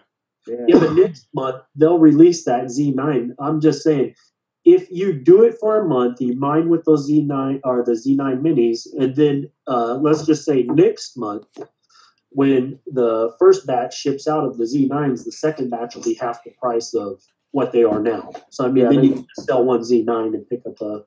They do that, don't they? The Z9 mini. Yeah. I mean, as soon as that first batch sells out, the second batch will come and they'll ship out a month later. Then you can buy a Z9 for half of the price and start running 50,000 souls with that, you know, and you saved yourself $1,500, and you can still sell your Z9 mini at probably like $900 or $1,200. And Raw makes a good point in the YouTube live chat. He says, plus if you have a single Z9 and it goes down, you're screwed. If you're running 4 minis, one goes down, it's not such a bad situation. Yeah. I just like the individualness of it all. You know what I mean? If you can I'm not putting 20 cards onto one GPU rig. I always build my rigs with 6 to 8 cards just for that reason, you know. So I don't try to stack in as many. It's more costly to build more rigs, but at the end of the time, it's like you get more out of only running 8 mining rigs at a time, because the rigs go down constantly or they power off constantly or whatever. So you're only losing 8 cards at a time as compared to 20 cards, you know. So yeah, that's a very good point that Top Shot put out there. I think these Z9 minis are solid too. The 2 that I had running, like I said, they were maxed out, clocked out, and they ran 24/7, and there was no hiccups, no hardware faults at all. What souls was you getting, BBL, with your 2? Say what's that? What souls were you getting? I was averaging about 16.65, I think. So you're getting 16.65. And what sort of watts was it at the wall? 322 watts. Now, that was working with 100, what is it? 110 volts, 110 volts. And you guys have 220 over there. So if you ran 220 on the Z9 Mini, it would be even more efficient. So this is saying on the What to Mine website, because this has gone up. I remember the profitability on these were about $20 to $25, I would say, generally about $23. But according to this, if I'm putting it in right, it's now gone up to, if you mine Z Classic, which we all love Z Classic, $33 a day. Well, also, the price of Zcash went up today also. So Zcash is at $32. Bitcoin interest is at $29. So it seems like the profitability of this Equihash, if anything, has gone up since all these Z9 minis are selling out. Well, the price of Bitcoin's up, that's why too. That's true, but if obviously I remember when I said I was first going to buy a mining machine, PJ. If you don't mind me picking on you a bit, I remember you were really like, no, don't buy the machine, just hold on to your Bitcoin. But if the price of the coins keep going up, surely it is better off mining. Let me explain that. When I said hold your Bitcoin, another strategy that I was trying to make a point to, which I keep telling everybody in the group, is leverage your money, go and take a loan against your crypto. That's why I sent you that Nexo crypto loan thing, where you can put your Bitcoin out there and you can still hold your Bitcoin, and then they'll give you the fiat to go ahead and buy whatever you need to buy, and you still maintain your Bitcoin. So then once you're mining, you can repay that loan and still have your Bitcoin. So I was going to say, if you leverage against a loan, you might have to pay the $120 over the 3 months course to pay back the $3,000, but you still hold your 0.5 Bitcoin. Does that make sense? Is that a trustworthy site?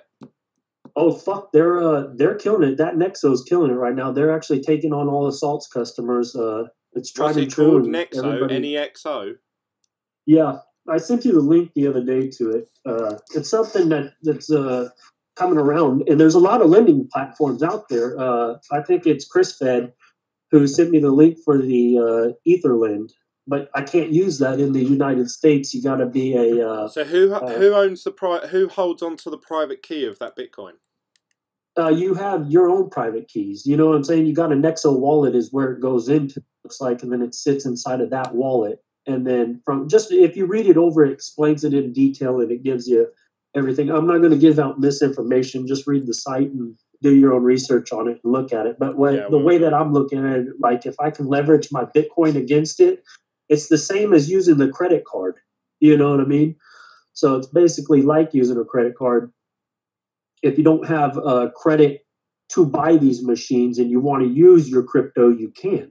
So there's plenty of lending platforms out there. That just seems to be one of the better lending platforms. I know with Salt, you need to have you got to take $100,000 loan and $3,000 initiation and some other stuff. And to me, it's just ridiculous to even use Salt because they want that $3,000 buy-in. And then you can only take a loan for $100,000. And I was like, well, fuck that. I can go over here and get a 16% APR and take a $10,000 loan on a 16% APR. So it makes more sense to use a 16% APR than it would to even use a credit card, because credit cards are ranging from like 17 to 24% APR. So, I mean, you can literally really leverage the hell out of all your money if you want to. Well, so they accept Bitcoin, Ethereum, and also they've got the Nexo token. Do you get like a lower APR then if you use the Nexo token or something? Yeah, so that's what I'm saying. I mean, if you want to leverage your Bitcoin, you can always get it. What happens if your Bitcoin goes up massively in value while it's in that wallet and you still owe that loan back? You got to read over it, but the way that I believe that it works is you can get that. You got to have a certain amount in there to cover the loan and the interest. So if you're trying to take a $3,000 loan, you might have to put like 3,500 of Bitcoin in there. Right. Okay. Does that make sense? Yeah. To cover the terms of the loan.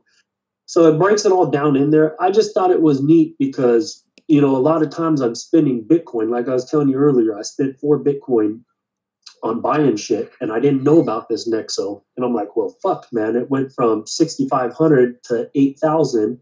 Now I'm out $4,000 because I sold off all my Bitcoin at 65, 69 to buy what I needed to buy. I was buying airline tickets and shit. And then I found this Nexo, and I was like, oh, man, I could have just put the Bitcoin in there and got fiat and still had my Bitcoin and still been up to $4,000, less the fees or whatever. But I'm really trying to look at ways of getting rid of Bitcoin anymore. I'm trying to hold Bitcoin. What happens if you got, like, say, a $3,000 loan and you've put in, obviously, 3,500 Bitcoin to cover the loan back and interest, but Bitcoin massively tanks in that time? All of a sudden, your Bitcoin, your 3,500 is now only going to be worth 1,700. Do they say, right, you need to deposit more Bitcoin? Yeah, you got to add more Bitcoin for the collateral. So then obviously you have to keep on top of. The only reason why I say do a loan right now because we pretty much found the bottom on Bitcoin. So I mean, if you're going to take a loan, I don't think you have to worry about Bitcoin dropping to like $2,000, you know, to where it'll kill you if you're taking out some Bitcoin. That's true. Or But taking a then you loan. also need to make sure that if anyone who's watching this who thinks, oh yeah, that's a good idea, to cover yourself, really, you need to, you know, if you've got $3,000 worth of Bitcoin, don't go and get $3,000 loan. Get a $1,000 loan just in case, you know, it does go down and you need to top it up. Exactly. I mean, all I'll say is this: is just make sure you read the terms of the contract and you understand what you're getting into. So does that mean also? Sorry, I'm asking you loads of questions as if you own the company. What happens then? Say I got a $3,000 loan. I put in $3,000 worth of Bitcoin. Bitcoin triples in price. Does that mean that I can just click a button and it will take the 3,500 worth of Bitcoin out, which will obviously be a lower amount than what's in the wallet, and then I can withdraw the rest? And repay the loan. Ah. So you can also probably increase your loan too. Exactly. Increase or pay the loan off right there on the spot. There's no early repayment. I mean, they just want their 16%, you know, at the end of the day. So however long you have that loan, that's why it's on the APR and not a fixed, because it's compounding daily or whatever. So if you look at it from that aspect, you know, you can repay the loan early. So that's interesting, actually. I've never ever heard of this concept. I've heard of lending platforms, and I remember actually saying, I think in one of my videos, I might have said, you know, there will always be a need for, say, a bank because, you know, Bitcoin's not... I know, actually, I was on the phone to someone and I said, you know, there's always going to be a need for banks because Bitcoin isn't giving me a loan anytime soon. But now you've just shown me... Uh-oh, you just... Uh-oh. Well, there's a shit ton of lending platforms, and like, I think I was... a whole new setup. I was showing somebody, now they're collateralizing debt onto the blockchain to where you can do a lot more with lending and debt consolidation. You know, there's a lot of programs out there. Hey, Glenn, do you remember a couple months ago we looked into that ice rock mining? Yeah. Yeah, I've just seen that the Revolutionist, he said, Bitglen, I invested in an ICO called Ice Rock Mining, and today I sold my Ice Rock Mining tokens as they haven't even bought the miners yet. That doesn't sound familiar. And we were due payment in 2 days. PFFF, avoid Ice Rock Mining. I pretty much stated in a little while back that I'm pretty much done with all cloud mining and mining hosting services online. I think the way to go forward is be in control of your own destiny. So I'm sorry to hear that, Revolution, that hasn't worked out, but you know, I think we've all been suckered into that. No, we're definitely look into this Nexo Glen. It's a... Yeah, I mean, that's interesting because you saying that, obviously, I mean, if this works, it would make sense for me to put my Bitcoin into this and use the... No, but saying that, it wouldn't... the only one it doesn't work with is Bitmain, because Bitmain only accept cryptocurrencies. Well, no, they accept cash. You can use... they only accept wire transfer from America, wire I think. transfers, yeah. Oh, that's right. You're not an American. America.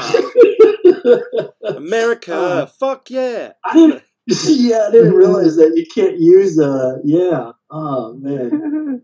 That's right. I thought, shit, PJ made me walk straight into that one. Oh yeah, well, you can't use that because you're not America. He's there scratching his balls in his pants with his American flag over his shoulder. Oh my God, that's so funny because if I took a picture of me right now, that's exactly what I meant. I got my American shirt. No, I'm just kidding. He's scratching his nuts with his fucking Desert Eagle that he's got. I'm not that cool. With Brave Again hat on. I'm not that cool. I don't have cool guns like that. Damn, yeah, I was gonna say because you could leverage against that company to. But it's good. So that you're essentially going long on Bitcoin with that, though. I'm always going long on Bitcoin. Yeah, I I'll believe go in long on Bitcoin, 100%. definitely. Yeah, me too, man. I guess right now Charlie Lee made a super good tweet that day when he put out. Yeah. Think about how many Everyone should millionaires there own, are in the yeah. world. Each one of them can't own a single Bitcoin. You know what Yeah. I mean? And that made me realize like how valuable Bitcoin truly is. Because I know. Yeah. I mean, you look at GDP and the whole overall world aspect, it's only climbing in value every year. You know, it went from 1% to 3%, and more people are being infected by Bitcoin. And, you know, the infection is going to keep going. I think at some point it'll be a wealth traded that governments use, basically. Like it'll be like a holding of gold, like how a government holds gold. They'll hold so many Bitcoin. Like right now we're at like the consumer level, but I think eventually it'll be the price I don't think is ever going to fall. You know, I think year after year after year, it's just going to keep going up.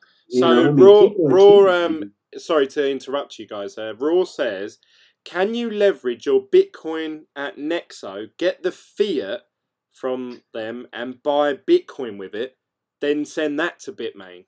Yeah, I mean, you literally could. Yeah, because you could use that card that's obviously, or whatever account it is that they pay this, say for me, British pounds, use that on Coinbase to say buy Litecoin, and then obviously send Bitmain the Litecoin.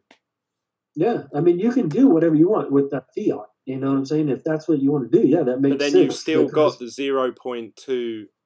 Oh, for me, sorry, I'm working out. I've got 0.28 Bitcoin, so I'd probably.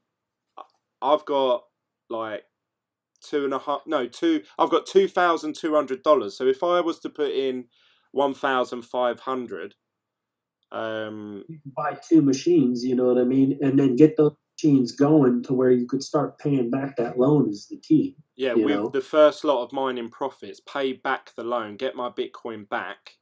Exactly. So then essentially the machines were free, but I've just obviously had to wait a month. Yeah, I mean, I'm all about keeping Bitcoin, and the only reason why I looked into this Nexo is, like I said, I spent 4 Bitcoin, and I was buying like airplane tickets and all sorts of other stuff. Did you actually use it? No, I use BitPay is what I use. So I got to convert. I convert it from BitPay onto a Visa preloaded. No, Visa. I mean I understand that. I mean, have you actually used this Nexo platform? Not yet. I just found it literally the other day, and I was like, what are durations on it? What are the? You got to read all the terms on it. It goes through it all on the website. I mean, are we talking like 6, What's that? Are they like? There must be a lot shorter loans.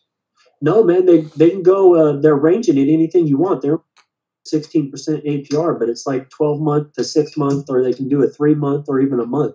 Well, that's what I mean. It's not like year, 5 year, or anything like that. No, it's like a credit card. You know. Yeah, exactly. Same terms as a credit card. It's basically a credit card, is what it is. Yeah, I see. Because they're running an APR at 16%. So I thought that was remarkable too, because that's cheaper than a credit card. A credit card usually ranges, I think, from 17 to 24.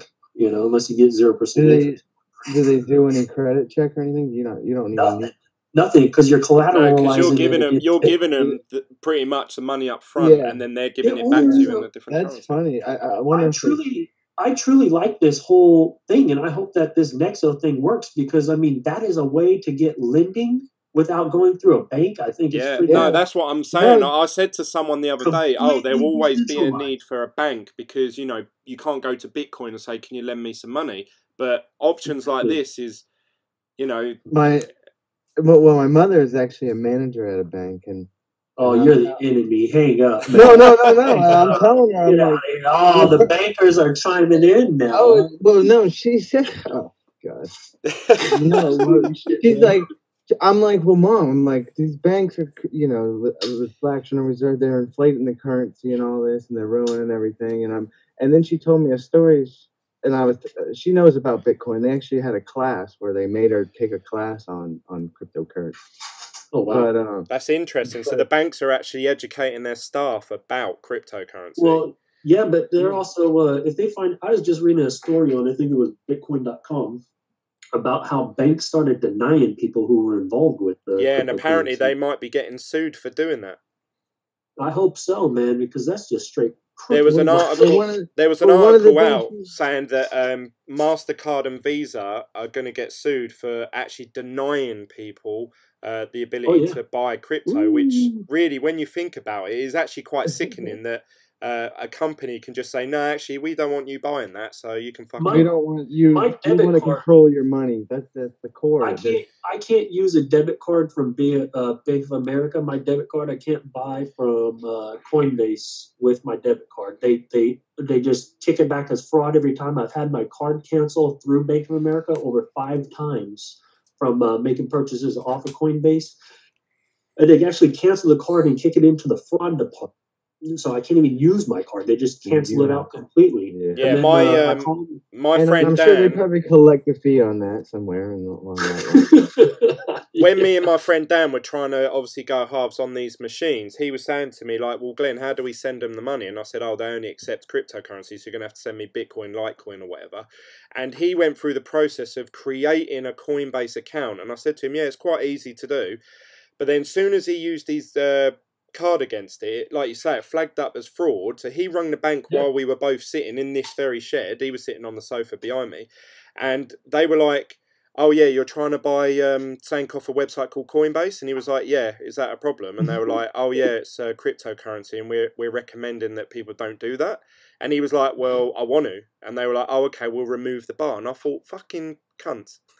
Yeah, it's my goddamn money. Why? See, that's why we're in this space, is to alleviate that. That's why you. Well, that brings me to another point too. Is I mean, 2 things. One, she also told me a story about some guy he's from another country. He was in there and he tried to take out $250,000, and my mother had to call the main corporate, and they were just not letting him have it. And they let him have like 50, and Yeah, it's not your money anymore once you get money. It's crazy to me. And then the second thing she said, which brought me to this point, was that she was like, well, where are you going to get a loan from? Like, are you going to get a loan with Bitcoin? And I'm like, well, I didn't know much about it, but I knew about Salt, but I didn't really know exactly how it worked. You're like, well, yeah, there are websites. I'm like, there's some places that do it. I wasn't, but now I can actually like. It's funny actually because it seems so like, weird. How'd you get that car? Well, I got a loan. Exactly. I mean, the push that's coming now in 2018, we're seeing more lending platforms. We're seeing more debt consolidation platforms. We're seeing stuff that is being built around getting people fiat to be able to pay their bills and being able to lend. And I mean, that's a huge step from 2017 to now. And then 2019, just imagine, I mean, if you're able to leverage your Bitcoin, against lending, it's like, man, this is going to really kill the bank industry. I mean, the privacy that you're able to get this Bitcoin. Yeah, I mean, seriously, people always laugh about Bitcoin. When I talk about Bitcoin to people or advocate about it, they kind of laugh, but then I'm like, hey, it might sound crazy, this whole digital currency thing is, but at the end of the day, one day, these older people are all going to start dying off, and us millennials, I know, and the millennials are going to start stepping up, and this is what we're using. It's a proven fact that more millennials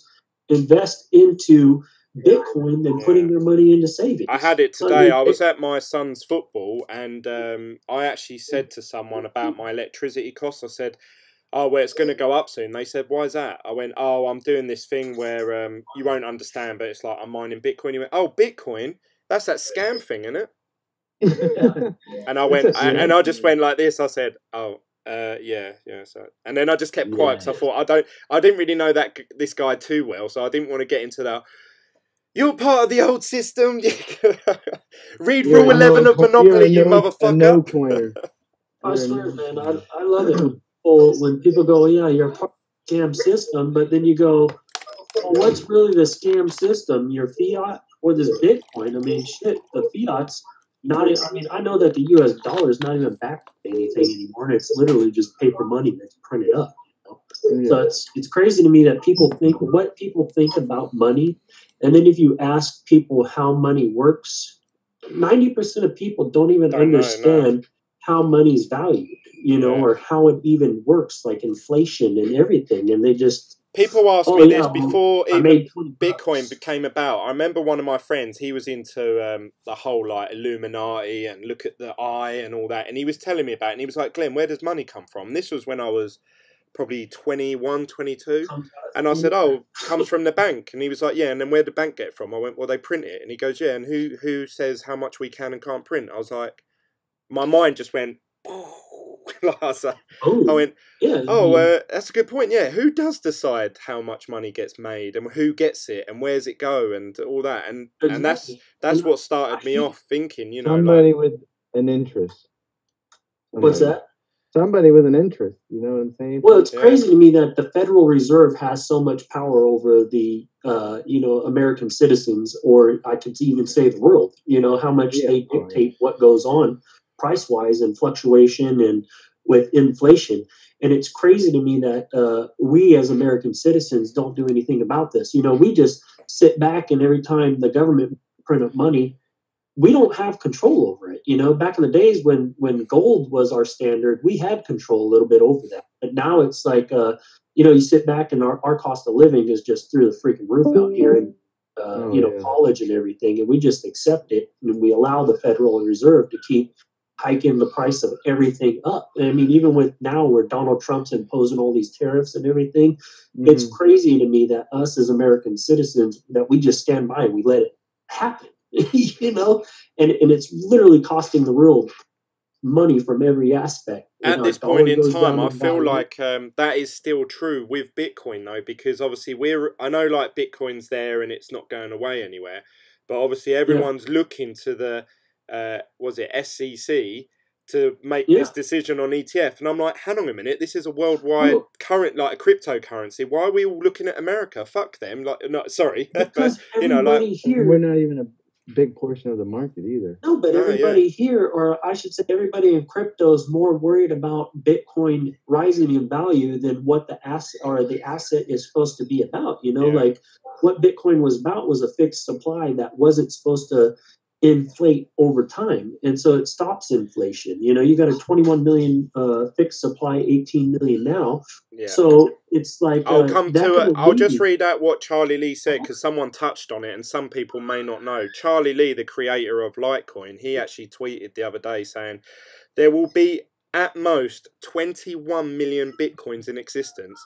There isn't even enough BTC to go around for every millionaire to own one. So before you buy other coins, Litecoin included, try to own at least one Bitcoin first.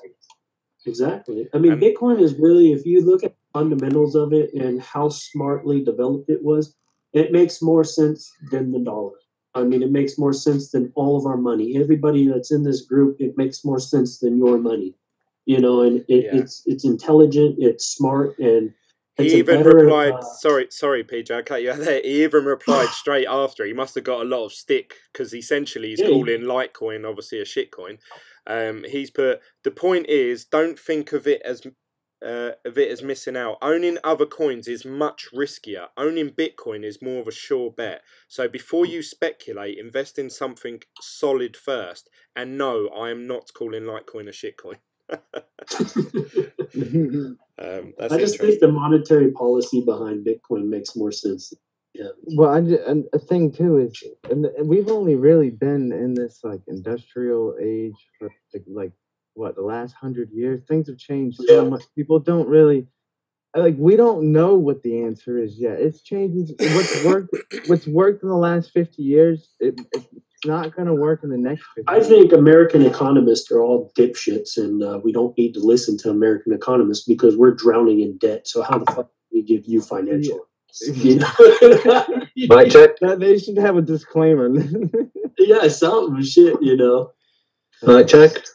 I think it's fine. You're right. Good. Serious, we can hear you, yeah.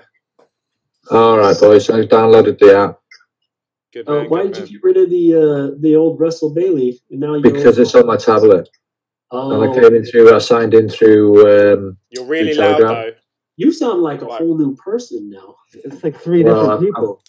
I've got it on my upright. What's the name? All in one here. Okay, this is good. Is it too loud? Yes. No, you're good. No, For me, mine it's was really good. loud. I turned you down on my end, so I Yeah, I use. mean, if I'm too loud, just say so. That's 'cause I can better. turn it down. Yeah, that's better. Maybe a little bit louder, then you'd be perfect. I think I've got it right up at the top anyway. I'll check it. No, that's good. I can hear you fine now. Wait, we picked up a few people too on that are watching now. That's pretty cool. Yeah, How does that so sound? let's just catch up with what people say in the live chat, because we obviously don't want to forget those. We good. Antonio, nice to see you again, Antonio. He said, "Hey Glenn, I'm driving to the beach now, enjoying the weather." Actually, Antonio, I'm interested to hear, because I remember you held on to you held on to, I'm gonna say a shitcoin. No, it was a cloud mining thing. I can't remember what it was. I can't remember what one it was, but I kept telling you to get out of it. I wonder if you actually did in the end. Raw says, I was annoyed because I was using a prepaid MasterCard, and at any time I used it for instant buys from Coinbase, MasterCard would charge me an additional fee for spending my own fucking money. So yeah, it is a bit shit the way they treat their customers if they want to buy something that doesn't fit in with their. Apparently, MasterCard are going to be creating their own coin as well. Have you heard that? The Revolutionist said, is there a better place to use than Coinbase? Cash App. Cash App. I know a lot of people recommend to buy Bitcoin. You can use Cash App. Crypto North says, I love Bitcoin. Bitcoin. Raw also said, anyone watch the movie Zeitgeist? Yeah, that's on YouTube Sunday. It's quite an eye-opener. No pun intended. And BBL said, hey Glenn, I can give away Bitmain 100. BBL, why are you not chatting to us?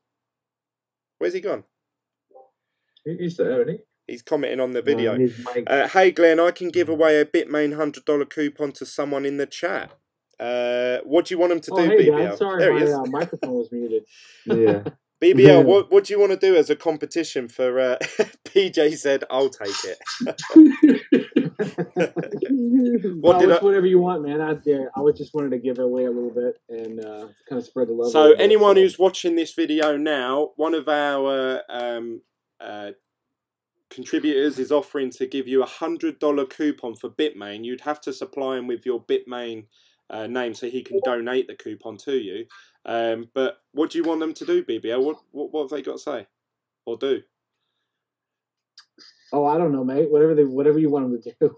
I don't know. Can you do like a random name draw or? Well, they might not. You know what I was thinking. I got a random name generator. Yeah, but we have to. It'll have to be to someone who's actually wanting to make a purchase off Bitmain, not just to any random person. You'd be wasting. So I just ran the random name. Jim. Hey, it says PJ, right? It didn't select PJ, did it? Just so happens. No. Okay, so if you want the $100 coupon, comment in the live video right now with your Bitmain username. Right now. Let's see who comes up. When does it expire? Oh, the Revolutionist. He's getting picky. He only wants the good shit. He only wants the fresh cubes. The fresh. I think they expire on the 31st of July, so in a week's time. Shit, I gotta look up my Bitmain. Mine's just BitGlen. If you want to send me one, my name's BitGlen on there. There might not be anyone that. Yeah, July 31st. Looking to buy one in the chat. Anyone who's thinking of buying a Z9 Mini? Yeah, so hey, the Revolutions, it expires the 31st of July. Shit, here we go. Okay, copy. Oh wait, you need the email, not the. Oh, do you? Yeah, you don't need the because it's the email is what's out there on your when you log in. You got to use it. They might not want to. Yeah, so don't worry, guys. I got some coupons for you two. Hey. Yeah, I'm gonna send you my email on a private note through this private chat. Just I would say connect with you through get into the Telegram or the Discord and connect with you to get it that way. Hold on, I'm doing a wink emoji right now too with my. Yeah, so I guess that way you don't have to put up your email. Yeah, because I don't think you want to put that out there on the public. Raw said, "I nominate Glenn as the winner." So, thanks, Raw. He's always got my back. Yeah. We haven't really worked this out. This is just on the spot. Yeah, I haven't worked any of this shit out. I just like giving shit away. Here, I even sweetened the pot with a little love there. Oh man! Check your Telegram there, BBL. We got 16 people watching. If you want to win a $100 coupon for Bitmain that expires on the 31st of July, then comment in the live video now. Yeah, and if I was going going to to ask you guys something, actually. I've completely Bitmain forgotten what it email was. address. Do it in the Telegram and just private message me in the Telegram. Okay, mate. I was going to ask you guys something. I had a really good question to ask. It was so good, I forgot it, man. It was so good that it just I like this because now we can talk with you, more direct, and it's like trying to type. Yeah, you're not so kind of lost. And this is great. This is really. I'm so glad we did this today, man. After all this time, I've been trying to get Glenn on this thing. Now we do it. It's like thumbs up, Yeah, well, at the time, I think when you suggested doing it, I was like, yeah, okay, I've set up a Discord, and I think you set it all up for me, didn't you? And I sent it to the Telegram group, and hardly anyone came over. So I thought, oh, what's the point me having two apps that I've got to keep up to date with? Yeah, so nobody ever joined up to the Discord. I remember all that. That was about when I started. I got into it. We were trying to program the bot, I think it was, when yeah. I had to figure out the programming of the bot and all that to figure out how to just. It's funny you should mention it now because originally when I downloaded the app, I think it was from when me and you when I first arrived. So yeah, because that was when me, you, and Chris were talking. Chris did.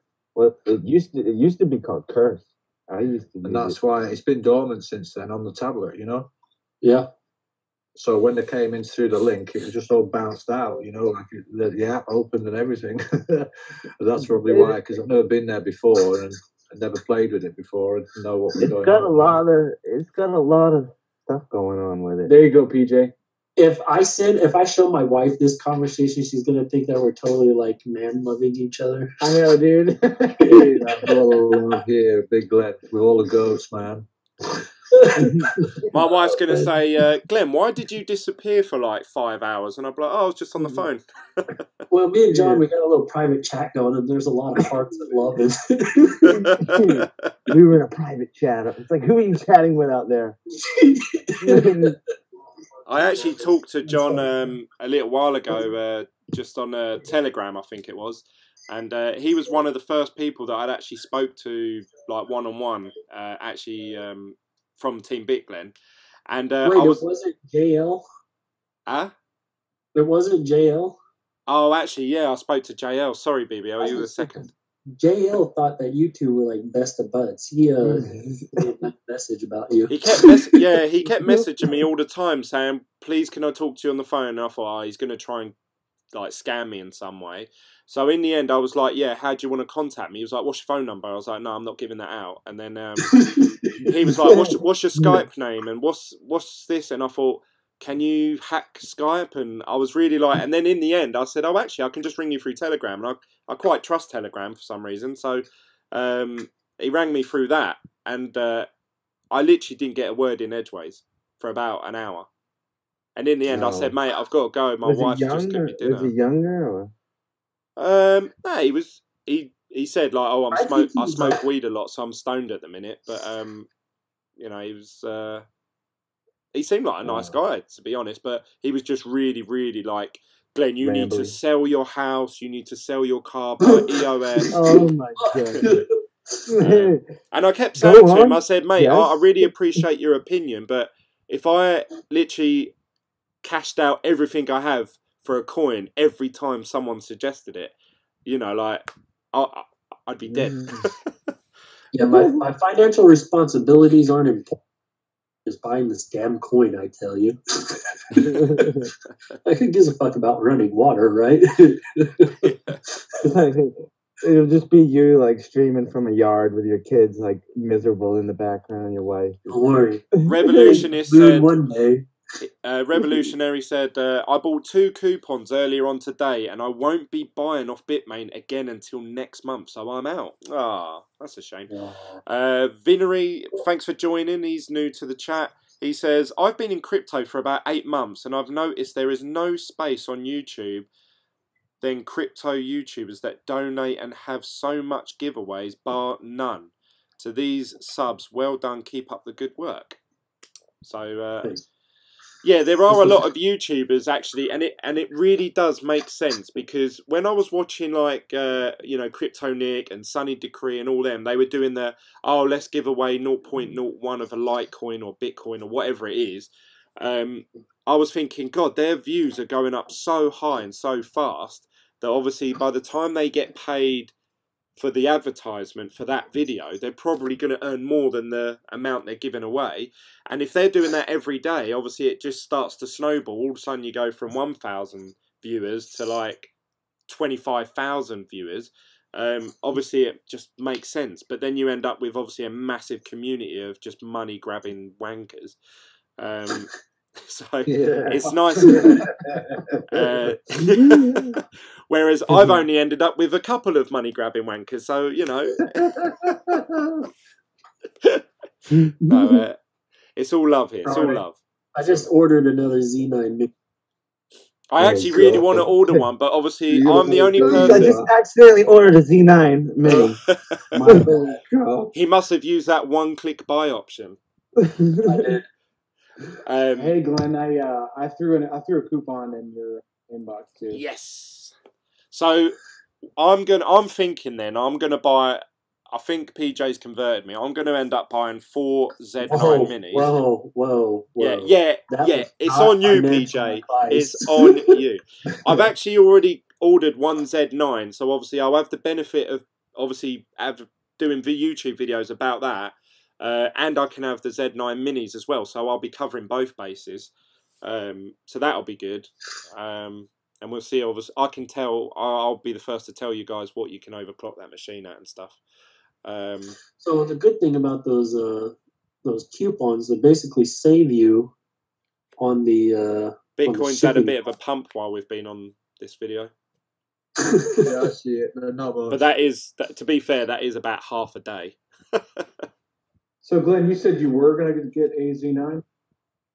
I've already ordered one. I've got one being delivered. Oh, good. I can't wait for you to tell us like how it works, so and you can overclock it and stuff. Yeah, so that way I won't feel like I'm letting people down by not buying a Z9, because obviously for me, I was going to buy the Z9 because obviously it's going to help with the YouTube videos, because everyone will be searching once it's out in people's hands. I assume like people like Voscoin and stuff are going to get one before anyone else, so they'll get it probably weeks before me. I don't think that they get those priority. You know what I mean? Like Voscoin and all that, they don't get any special shit. Like I was watching Sunny Decree about the whole thing and other people, and they aren't getting any special privileges. Yeah, the only it's first come, first serve. So if you were to buy it as soon as it dropped, then you would be on the order list first when it goes out in September. If you're bulk ordering them, then you get a little bit of advantage. If you're ordering like 100 of them, then you would be getting before everybody. But as far as they aren't getting them any sooner than we are. Have you seen them before with like 60 of them to a pallet, I think? Yeah, exactly. I mean, people that are ordering them in massive amounts, they're getting them. But guys like me or you or whoever's ordering them, they get shit.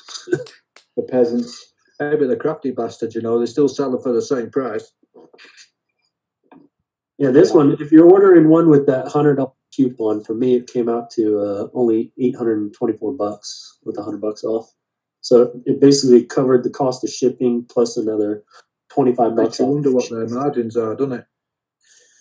The money is in selling them, though. To be fair, like if you can buy a machine for, let's say, all in $1,000, and you can sell it for $2,500, you've made $1,500 profit just by waiting for the machine to be delivered.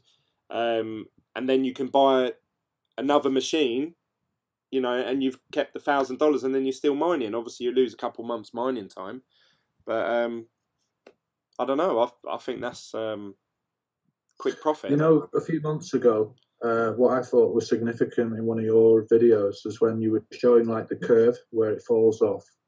You know, like you have your first minus a couple of months or so, 3 months, 4 months. Yeah. With the hash flare, and then you know, like you can. I mean, I looked at that, and that was a long while ago, and I knew then that there was something wrong with that. But I also see the same problem with these miners now. I mean, like when you get this one that you currently ordered.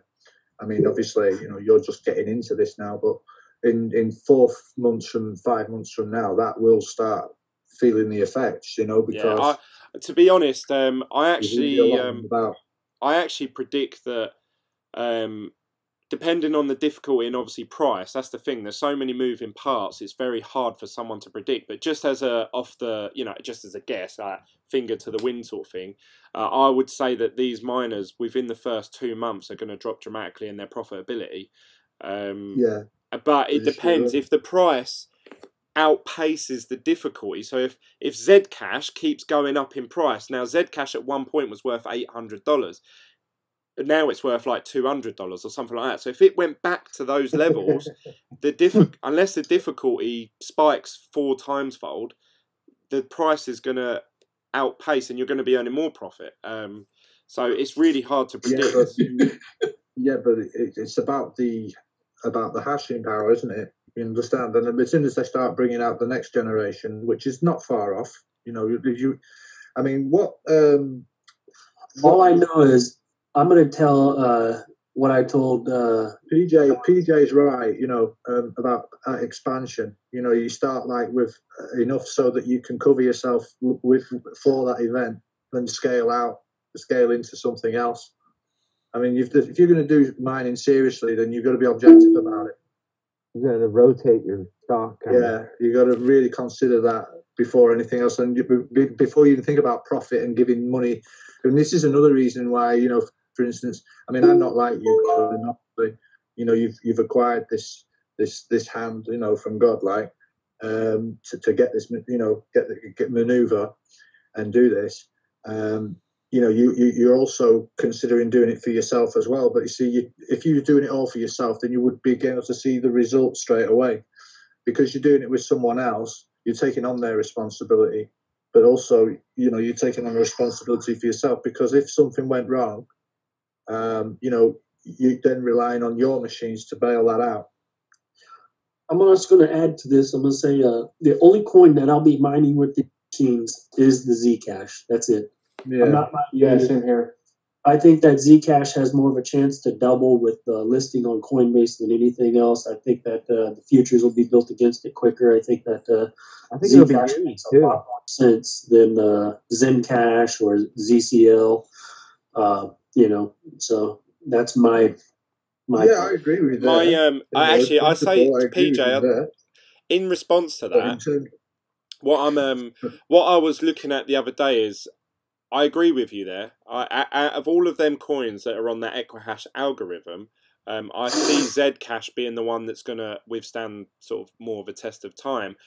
But would it not make more sense to, if you believed in Zcash that much, to just mine whatever coin's most profitable and convert it into Zcash at the end of the day? You know what I found, Glenn, is that first of all, you got to have a Bittrex account to exchange your ZCL, or you got to have a Cryptopia account to exchange your what is that shitcoin? God damn it, Bitcoin private or whatever the hell it is. Yeah. Oh yeah. That coin there, you know, it's more difficult to. I mean, yeah, you can do whatever you like. You know, that's a great idea. Yeah, if you really want to do that, you can. But for me, I think the simplicity of just plugging that machine in and just letting it run to mine that Zcash and just let it go and not have to deal with the exchanges, it just makes it so much easier. You know what I mean? Let me add to that, PJ. That there's a couple of tools that I use currently that will do that for you, so you don't have to worry about going to different exchanges yourself. For instance, like prohashing.com, you can get paid out in whatever you want. Yeah. I think that if these machines, I haven't looked into it too far, I'm going to start researching it tonight, is if I can put these things on that nice hash miner and get Bitcoin for the what I'm mining out with the Equihash algorithm, I'm going to do that. I'm going to put these things right on a NiceHash miner and just let them run, and I'm going to gather Bitcoin instead. That's the only way that I'll let it run, is if it can gather the Bitcoin, or like you're saying, that one program, if I can get it to mine to turn it into Bitcoin, I'll just do that too, because I think that we're getting real close to a run up on Bitcoin. Yeah. And the only reason why I say hold Zcash, and I think that Zcash will double, is just so I can into so you can buy Bitcoin, more But if I can get to Bitcoin immediately, then I'm going to take that Bitcoin. Yeah. What And then about saying that, is there any coins, I'll put this out to all of you, is there any coins on that Equihash algorithm that you think are going to outpace Bitcoin within the next 2 to 3 months? No, I don't. I honest to God don't. Yeah. I think if the one that'll do it, I don't see Zencash or BTCP or ZCL becoming, unless if ZCL does like that fork again, and then it's just a complete, run up of like where it went to $129 from $8, which Zcash would be the only one that could give it a run.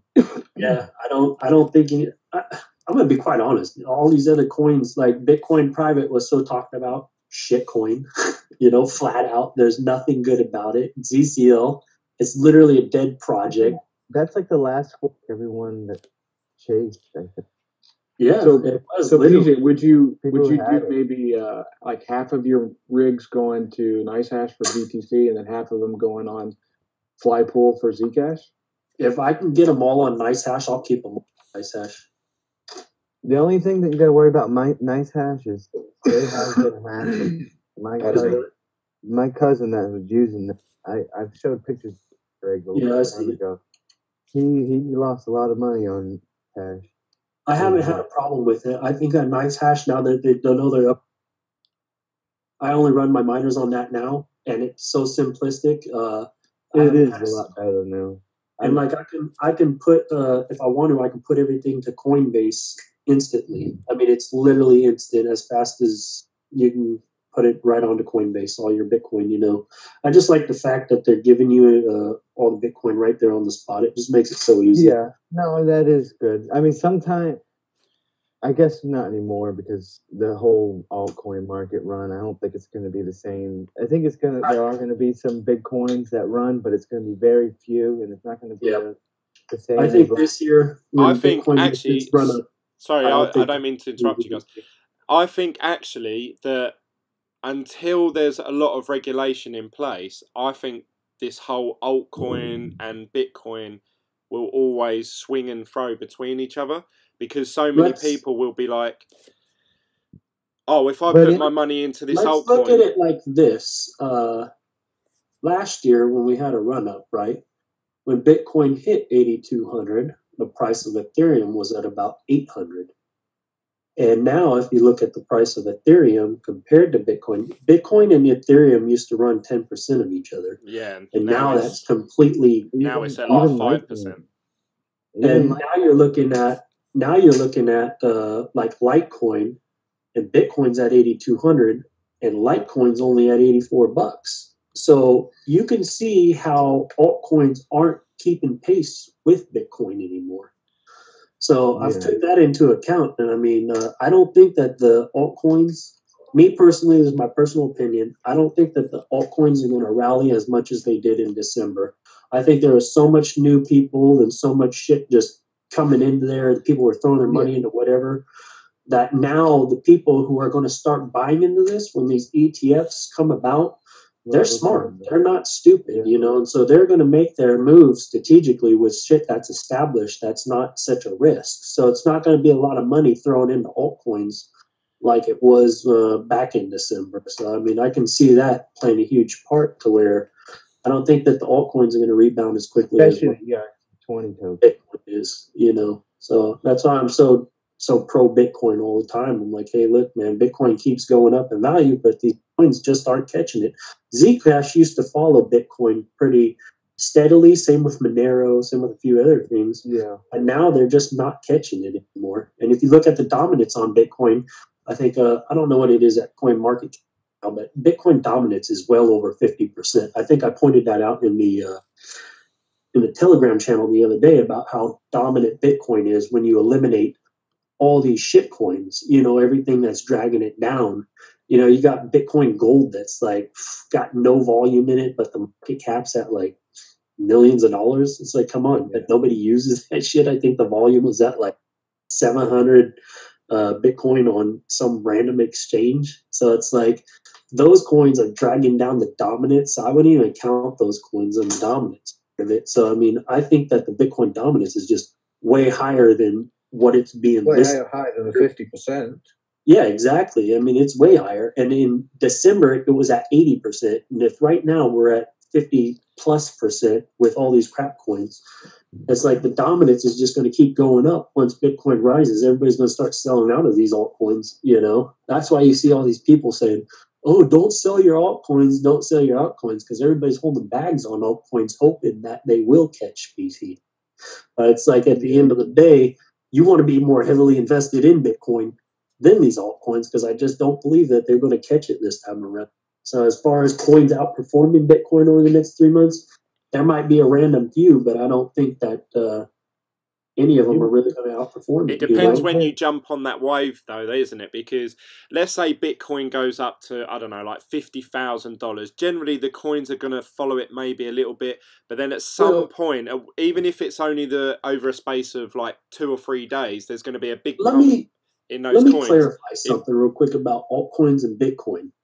When you're buying your altcoins, more than likely you're buying them paired to BTC. So when you sell that altcoin, at the end of the day, you're still getting BTC. And Glenn, you always point this out. You always go, you finally realize that when these altcoin goes up, you've got to really take into account what Bitcoin went up, because the altcoin didn't go up at all. But most people's thinking is like, oh shit, these things are up 10%, but really they didn't go up at all. Like this is a perfect example.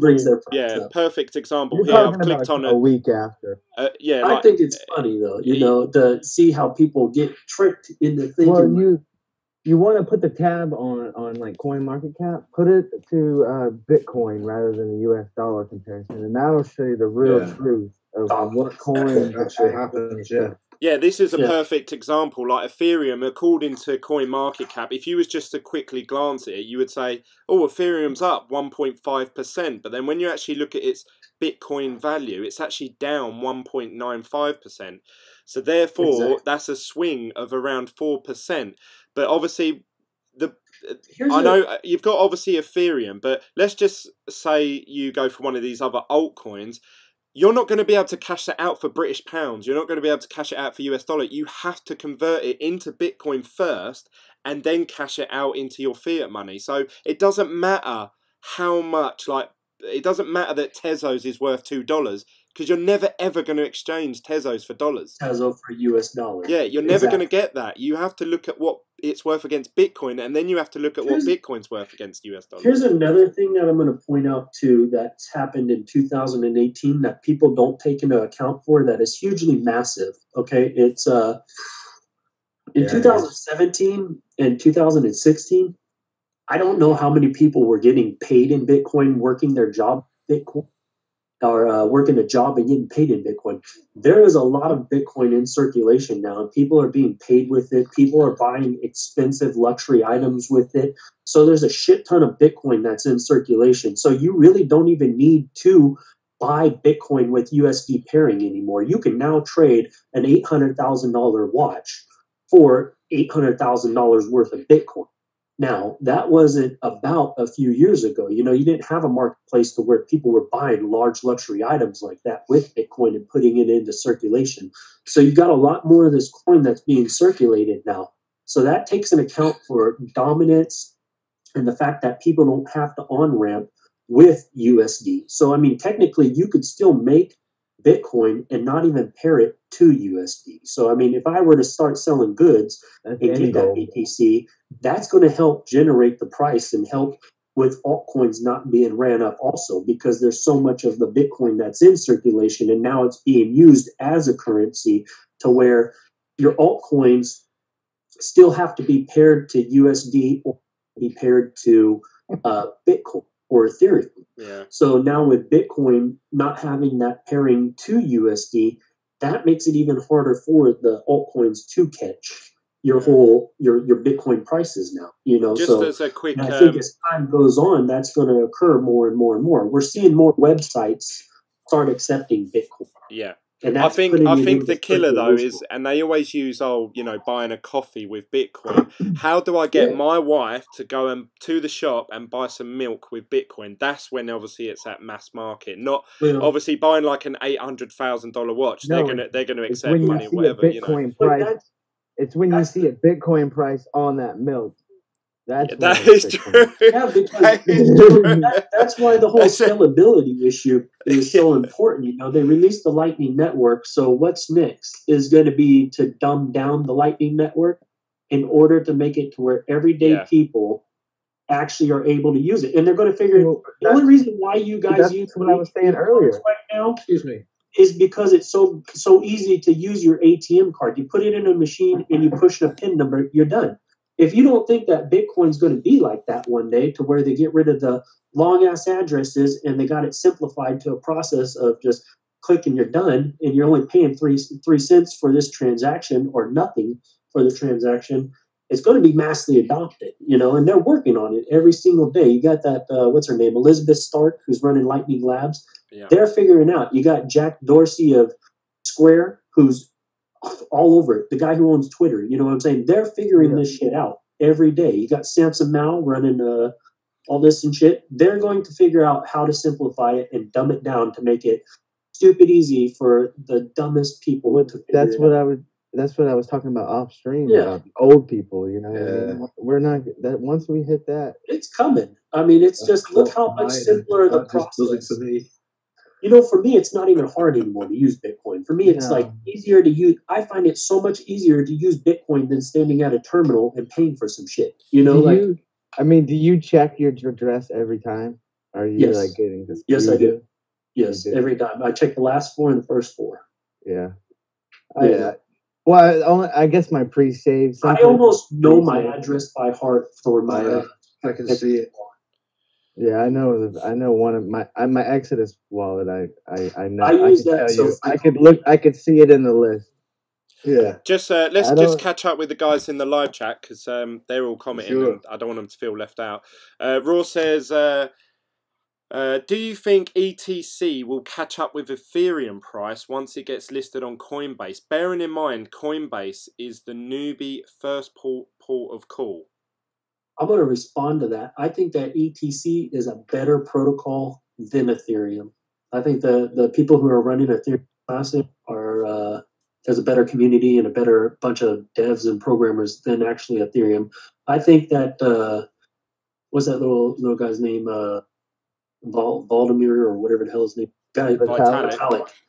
Yeah, I think that guy has too much control, and I think that dude has centralized the hell out of Ethereum, and I think a lot of people are getting away. I think that's going to end up killing the Ethereum. It'll probably end up meeting in the middle. Ethereum will come down, and Ethereum Classic. I mean, Ethereum Classic is Ethereum. It is the original. Yeah. Original. I think that you have to be careful with obviously investing in stuff just because it's joining Coinbase. I honestly believe that once it hits Coinbase, it may go over a long period of time. It will go back up, but I think it will tank. A lot of people will lose money when it joins Coinbase. You just got to catch that run up. Yeah, you got to catch the run up. And just to touch on another point, obviously we were talking about obviously coins being worth what it is against Bitcoin. If you look at obviously I'm on the website now. You can see here, it looks like there's green everywhere. It looks like every single coin is up. If you was to convert that coin, all them coins into US dollar, but we know that you can't do that. So if we head over to what they're worth against Bitcoin, they're all red apart from Stellar. I was actually just thinking about Stellar. That would be one that when it hits Coinbase and we have another huge. Yeah, because the one coin is up too. The one coin that everyone seems to want or expected on Coinbase was Ripple, and Stellar is so much like Ripple that I think that Brian Armstrong is smart enough to never put XRP onto Coinbase. It seems like there's a lot of battles going on about obviously Ripple and you know, how they're run, how much they store, what they're going to do with it, the level of trust that you need to have in that Ripple Labs. So they are struggling, I think. I think that, like I said, I think the owner of Coinbase, he's been an innovator and he's been in this since the beginning. So it's like I can see where he wants that centralization or decentralization, even though Coinbase is centralized. I don't think he'll ever put that coin onto Coinbase. No. I just believe that guy just has some sense in his head, you know, not to add it. And I think the reason why they added XLM was just to kick Ripple right in the dick. I've just well, apparently the CEO of I don't know how much of this is true, but I was reading a while back that the CEO of Ripple Labs and the CEO of Coinbase, they just didn't get along. They really clashed, and one of them said we'll never put them on our exchange ever. So I don't know how much that's true. If you watch Brad Garlinghouse, or whatever the fuck his last name is, he's a prick. You know what I'm saying? He's a total prick. That dude is just a prick, flat out. And you can see it in him. He's a piece of shit. Like, that's my opinion. You're like screaming, man. He just seems like a real douchebag. You know what I mean? And I'll tell you another person who I'm changing my view on is the Cardano dude. He put out a tweet the other day, and he's a pompous asshole too. Like, he thinks he put that tweet out about, I'm the CEO of IOHK. Have you seen? Like, have you ever heard? Put him through support or something? No. Yeah, exactly. So you guys all see that, right? I've also seen him. What do you guys think about that? Am I misconcepted on that? But I didn't see this. What happened? What's his name? Sure, he's out of order, man. Well, I also see him doing interviews on like channels, and that doesn't really make sense. What's his name? Channels. I know, but I think that now since it's Charles Hodgkinson. Yeah, he was. Have you guys seen the crypto? He did an interview with him, and I'm wondering, why is this guy on here? ADA is supposed to be. What is it, Charles? Above this. Charles Hodgkinson. He's founder Cardano and part of something else, I think, wasn't he? Yeah, he runs ETC, and then he runs EDA also. But he's focused Cardano right now. Cardano and Binance. But I just thought that was a total shit comment that he made, you know. And then, like, I've seen a few of his other posts where he's like posting pictures. I'm going to Denver and here in a little while, and I was curious about where he was eating at. So he put out a picture of something, and I looked up the steakhouse, and he's paying like $51 for a steak that looks like a fucking dog shit. So like, his tweets lately are just like total pompous asshole. So PJ, you're watching his Twitter, checking out his food, checking out where he's eating. Well, I really respected the guy for a lot of years. What he's doing with Cardano, man. I actually, I've actually had communications with this guy over Twitter, where he's actually DM'd me, and I was talking with him because I was defending him against some guy, and then I had a conversation with him. So I was like, man, this guy's pretty fucking cool, you know. And then I seen this shit coming out, and I was like, this guy's a fucking asshole. Like, who the fuck is gonna think that, like, oh, you're supposed to get priority I'll over be right back, because guys. You put a support ticket in there, you know? I was like, this guy's a dickhead, man.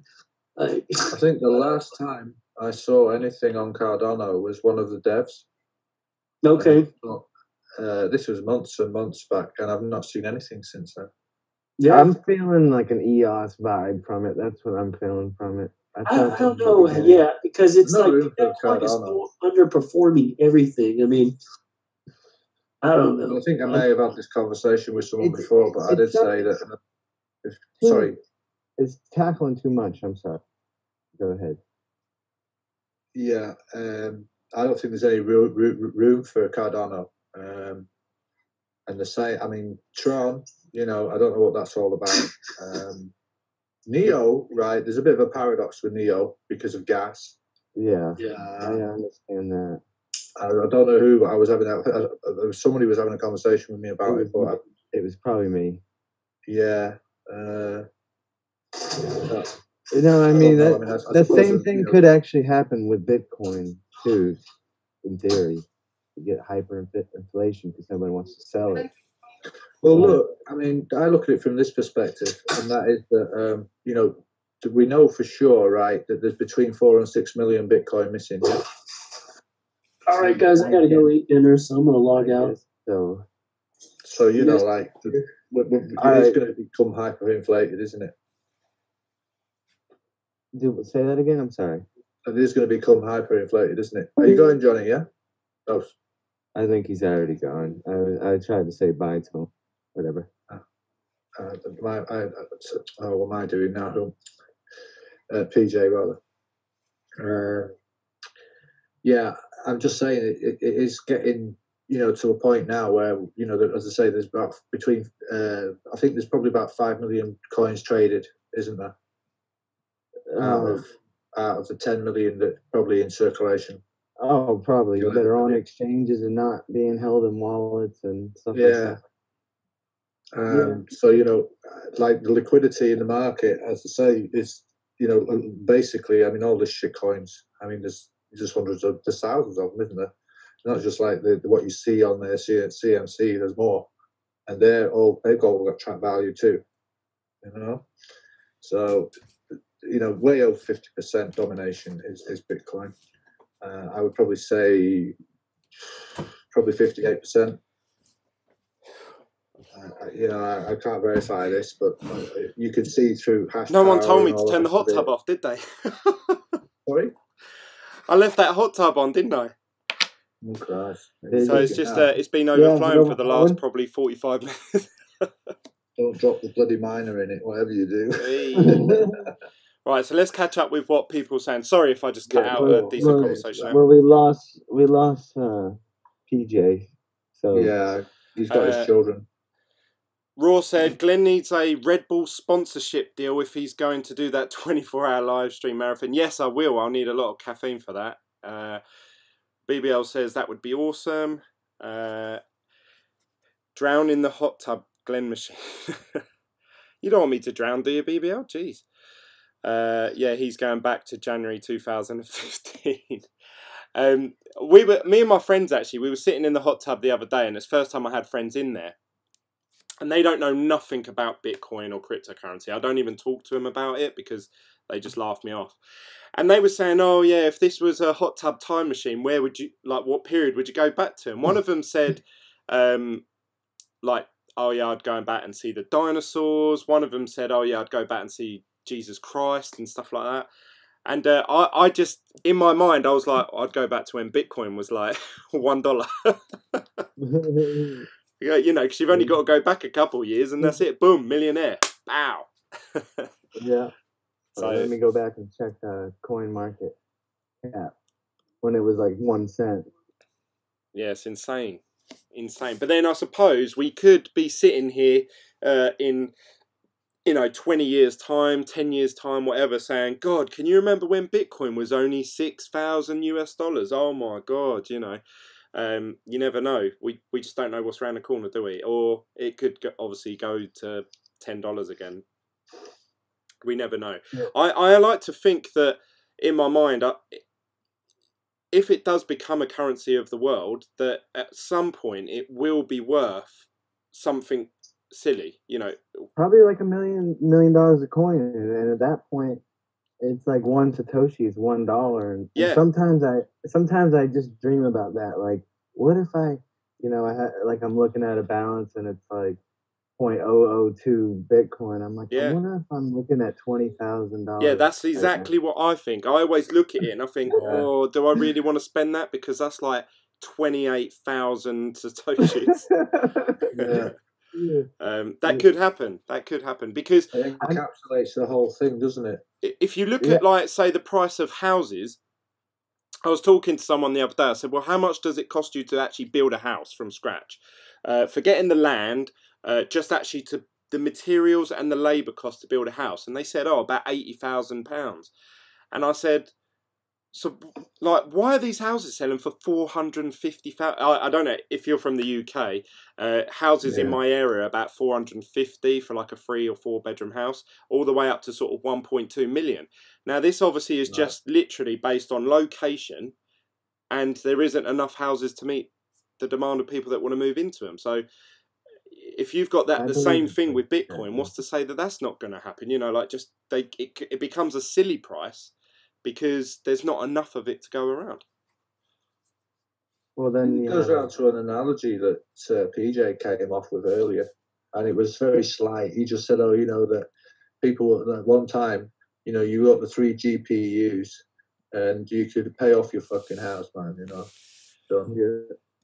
I mean, God, you know, I mean, I wish I'd known, but then of course I was out of the frame as well. You know, I wasn't really in the picture. Yeah. Yeah. Sometimes you go and so you I kind of missed out. I mean, I'm really. I mean, since I've learned about Bitcoin, I've just been right into it. You know, into it, and I've learned a lot. You know, it's taken me about 6 or 7 months to actually pick up, you know, what I really needed to know. But in terms of the scaling, I mean, it's just not. It's not up to scale yet. It's not. You know, it's very much in its youth. This.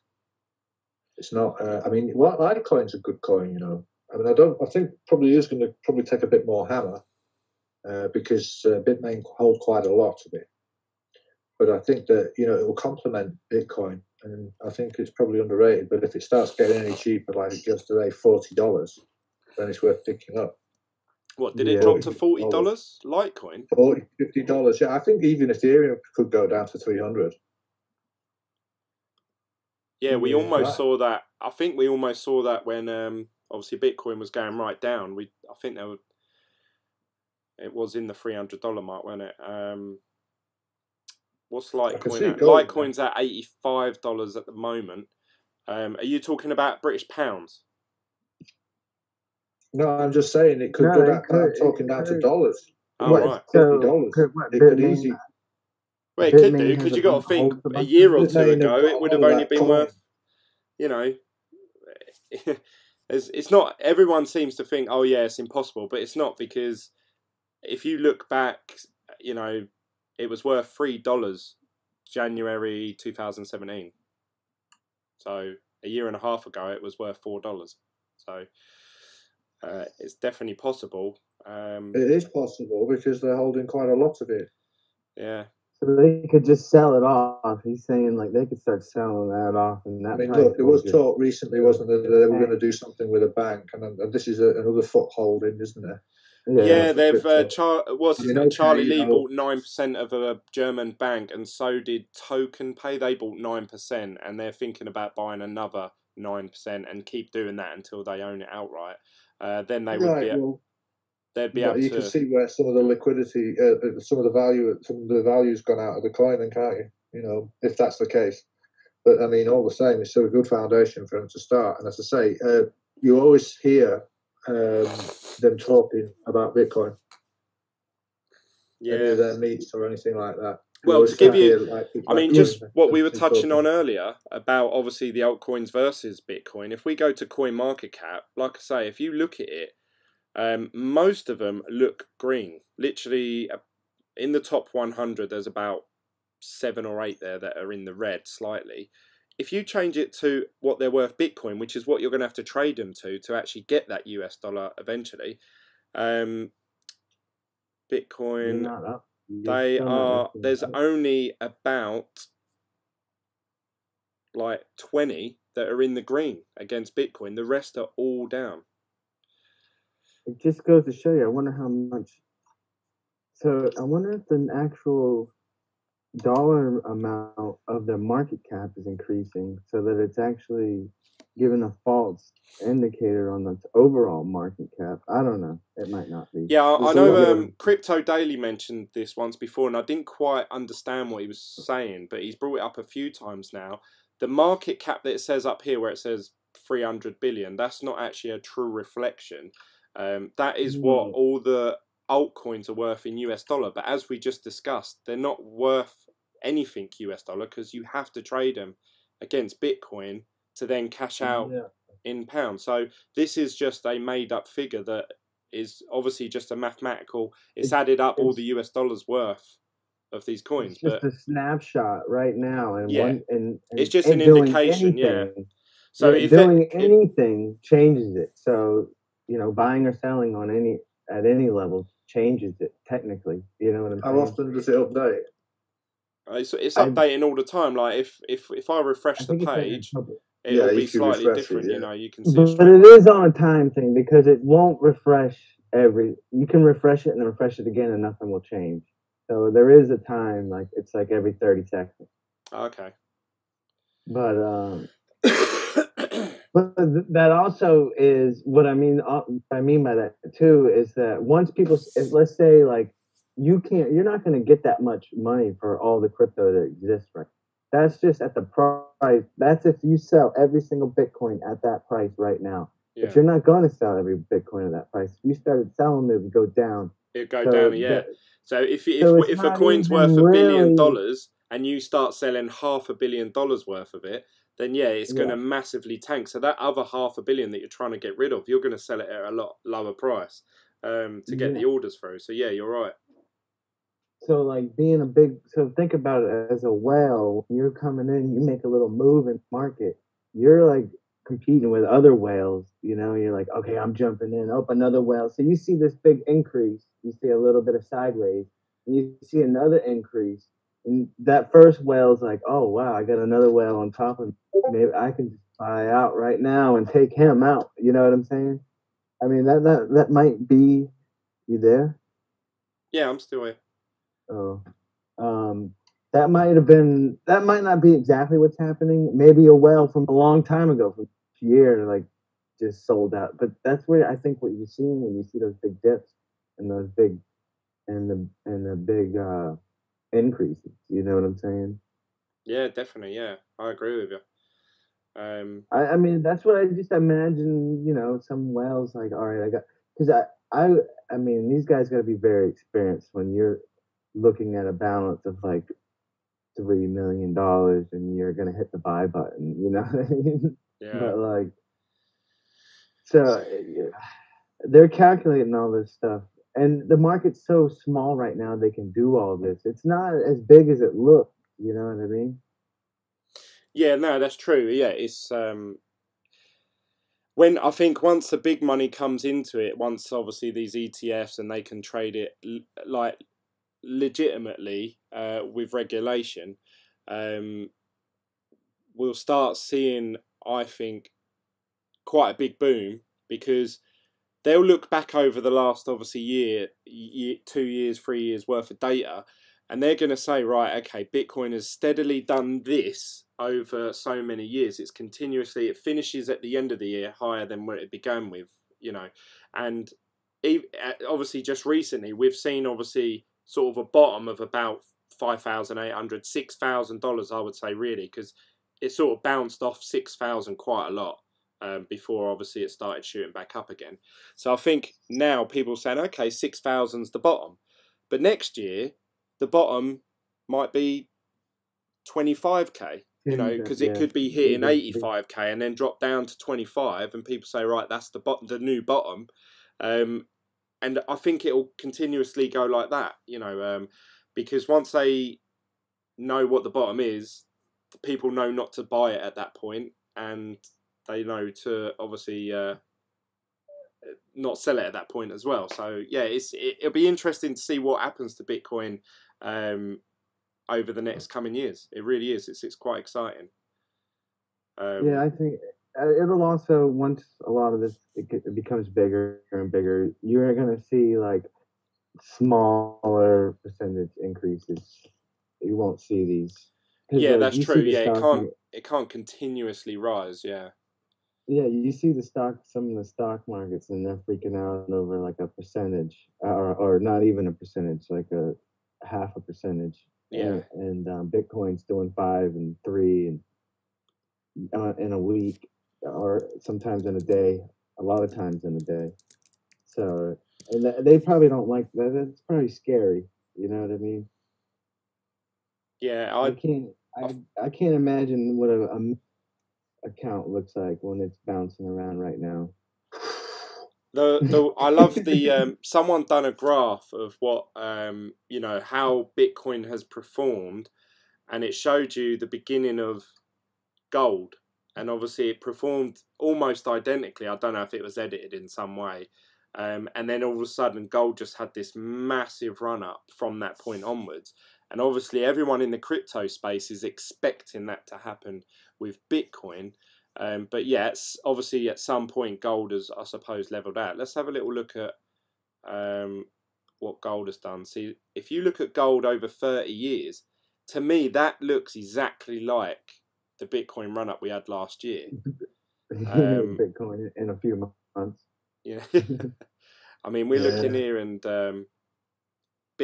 gold you could buy at one point for about $250 per ounce, and now it's well, see, the thing is I don't necessarily believe that's going to be 100% true, because there was nothing else really out there. I mean, I don't know, maybe there was, but there was like just gold and what, I don't know. You know, now we have all the options, so you're not going to get the full market percentage that you had back then, I don't think.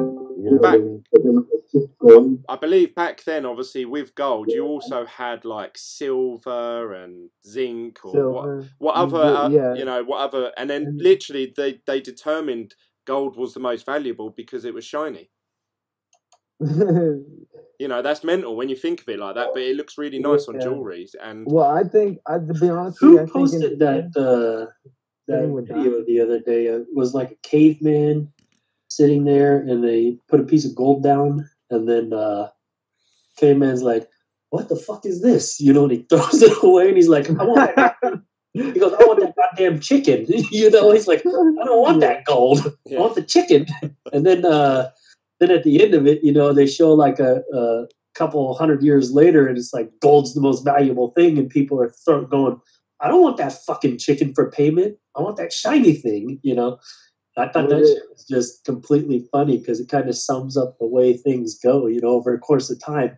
And I think that's where we're at, is we're seeing a flippening of, you know, how gold used to be so valuable. Now we're finding other assets that are more valued. So it's kind of interesting. I mean, well, that's the thing. Yeah, people might actually look like. I mean, I actually use this as an example. It was actually my children. My two sons were playing Fortnite, and I said to him, I had a £20 note in my hand, and I said to him, "Do you want me to buy?" I think they're called V-Bucks. I said, "Do you want me to buy 1,000 V-Bucks, which come to $7.99, or do you want this £20 note?" And they went, "V-Bucks." Yeah, of course. Because they're like, what's wrong with you, man? But obviously, like, if do you want this $1,000 or do you want this Bitcoin? Yeah, exactly. Yeah, and obviously they're going to grow up in a society. They're like, "What the fuck am I going to do with cash?" Like, how what I do now is my kids, they don't even call American dollar, they call it Bitcoin. I got them at 2 or 3 years old. They call all money Bitcoin now. And I brainwashed them with it. Bitcoin. Hey, and what's a trip though is like the reason why I started watching that Magical Crypto Friends, and my kids, when it comes on, they go, "Oh, Bitcoin, Bitcoin." Like when we're watching, so that Magical Crypto Friends is My Little Pony. And I don't know if you guys know what My Little Pony is, but it's back in the day. So their theme song is from My Little Pony. So my kids, when they hear My Little Pony, they go, "Bitcoin, Bitcoin, Bitcoin." And it's absolutely funny to me because, you know, it's like, I think there's a lot of people who are teaching their kids this way and are teaching kids fundamentals on Bitcoin. So yeah, my sons do. They say that about your kids, Glenn, because I'm kind of doing the same thing with mine, but in the aspect of trying to teach them good money habits with Bitcoin. You know? They know that I do obviously these YouTube videos, and they say, "Oh, Glenn's doing his Bitcoin stuff," and they've just been brought up, like saying Bitcoin, and eventually, if you keep saying it. It's like when parents say, "Don't touch the fire, it's hot," and you don't believe it until it's true, you know. And over time, you just know. You're like, "Yeah, Mum's right." And then they obviously this is my philosophy. If you trust what someone says continuously over and over again, if they say, "Oh, you know, here's Jesus," he's like, or God, like you've got to be good in front of him. You're just gonna be like, "Well, Mum was right about everything else, so she's got to be right about this." But obviously, my kids are growing up knowing and thinking that Bitcoin is better than cash. over time, they're just going to grow up thinking, yeah, that is the way. That's how I was brought up. Glenn, think about the ripple. Here's how I think, and here's my thinking. The reason why I'm doing this with my kids is because today you made a statement where you were like, you were talking to somebody and you said the Bitcoin thing that they wouldn't understand, and they said it's a scam. When my kids are talking about Bitcoin, it's going to be so regular that it's going to be infectious because they're going to spread it to their friends. And then when they're talking about it, nobody's going to say, oh, it's a scam. They're going to be like, oh, yeah, Bitcoin. So the change in topic and the change in view and the change in everything starts with the kids. And that's why I push them so much into saying Bitcoin. So that way, when it is being talked about, when they're 14 and 15 years old, 10 years from now, they're going to talk and their friends are going to talk, and it's going to be accepted as not a scam. It's just going to be accepted like, oh, yeah, that's Bitcoin. Yeah, that's all part of the got mass some adoption. Bitcoin I can borrow. I need Coke. Yeah. Exactly. You know what I'm saying? The same way we talk about the dollar, they will talk about it in that aspect. So I think it's good to expose all kids to it and get It'll kids. also put them ahead, a little ahead. Because they're the generation that's going to follow us. So it's most important that that generation carries on with what we're doing here today. And I've reached out to Samson Mao and asked him about, like, when are you going to start producing cartoons and shit? He responded to me. He says, hey, look, we're working on it now. And I think what Charlie Lee and Samson Mao are doing is absolutely wonderful with Ricardo and them and Well Panda. Yeah. That they're trying to make it, they're building like cartoons. They're making things for a younger generation, because even now, if you look what Naomi Brockwell did and how she's creating those books on Bitcoin, she's got a book out there on Amazon. It's called Bitcoin Billy, and it's a children's book, and it's out there, and it's exposing kids to it. And I think that's super important to start doing that. So I think it's absolutely wonderful, and that's a good way to teach kids, so that way people aren't calling it, because it's the older people who call it a scam. You never hear usually young kids saying, oh, yeah, this shit's a scam, because younger generation are more inclined to use Bitcoin than everybody. We're calling their systems a scam. Yeah, exactly. We're sitting here going, yeah, well, fucking fiat's a scam. And they're going, well, fuck you, Bitcoin's a scam. So the trouble is, obviously, that's quite a deep conversation to have with someone off the street that you're only going to be talking to for like 30 seconds. I run into a lot of things with Bitcoin. I'm taking a finance course right now, so it's a finance economics course and in a college class in it. And my professor, I have completely swayed her mind on Bitcoin, and I pointed out a few things like, hey, look at the banks and how, because when you start taking these classes on this shit and economics and all this and financial shit, they're pushing banks on you big time. They're, hey, put all your money into savings, do this, do that. This is how compound interest works. And I'm like, hey, look, fuck all this, and I literally get in discussions on this class. They're doing that on purpose too. No, they do, because it's called the herding. They need you to. I mean, look at what our educational system in America is based off of. It's all governmentally funded, and the curriculum's governmentally passed. It's all tied together. So of course they're going to herd you into using a bank account. So and I'm sitting there going, hey, decentralize this shit, and I make it public, and I have these public discussions with people, with the professor, and I go against everything that they're saying. And it educates people. And it's good to always defend Bitcoin as much as you can, to put the word out there, because people are so stupid about things. I shouldn't say stupid. People are so ignorant about things that they're just going to believe whatever everybody else is doing. I guarantee that 90% of us in this group opened a checking account because we were told to, because why? It makes our life simple, and we never had an option before. And then once people see how things work with this, the more infected they get with it and the better understanding they have, and then change starts coming. So it's important that when somebody calls something a scam, when they say, oh, Bitcoin's a scam, I'm going to stop and I'm going to take 10 minutes and I'm going to explain to you why I think it's not a scam, and I try to do that to infect people, because then their curiosity is going to kill them. Like, oh, maybe this fucking guy's right. Maybe there's something I need to look into. Oh, this is complete bullshit. Let me look into it. As long as they're looking into Bitcoin, that's the most important thing, is infecting people's lives with it, because that's the only way that this will grow. So it's imperative that when people are calling it a scam, is that you go out there and you got to rebuttal it and say, hey, look, it's not a scam. It's not a Ponzi scheme. It is what it is. It is a currency, accept it and get it, So I try to educate as many people as I can about it, so that way it just infects them. You know? Yeah, Raw says, I start the conversation by asking someone, what is money and where does it come from? Then I go from there. And that is literally how it happened to me. When you actually ask someone, you know, well, what come first, the chicken or the egg? You've planted a seed in their head of, yeah, well, actually, yeah, what did come first? You know, and when you're saying like, well, where does money come from? You're planting a seed in that person's head of like, yeah, where does it come from? Like, yeah, even if you walked off at that point, they're going to go home and think and sit there and go, yeah, where the hell what did does he it mean come by from? that? You know, obviously it comes from the cash machine, but where does it go? How does it get into cash machine? Where does it come from the bank? Who gives the bank that money? You know, 90% of people are going to tell you, oh yeah, it's printed. You know, that'll be like, oh yeah, there's where money comes from. It's printed. I mean, there's a whole process behind money that people don't even understand. But yeah, there's a whole process behind money that people do not know. Yeah, I don't. Yeah, exactly. Like if you ask somebody, how does interest rates work, or why do they print money?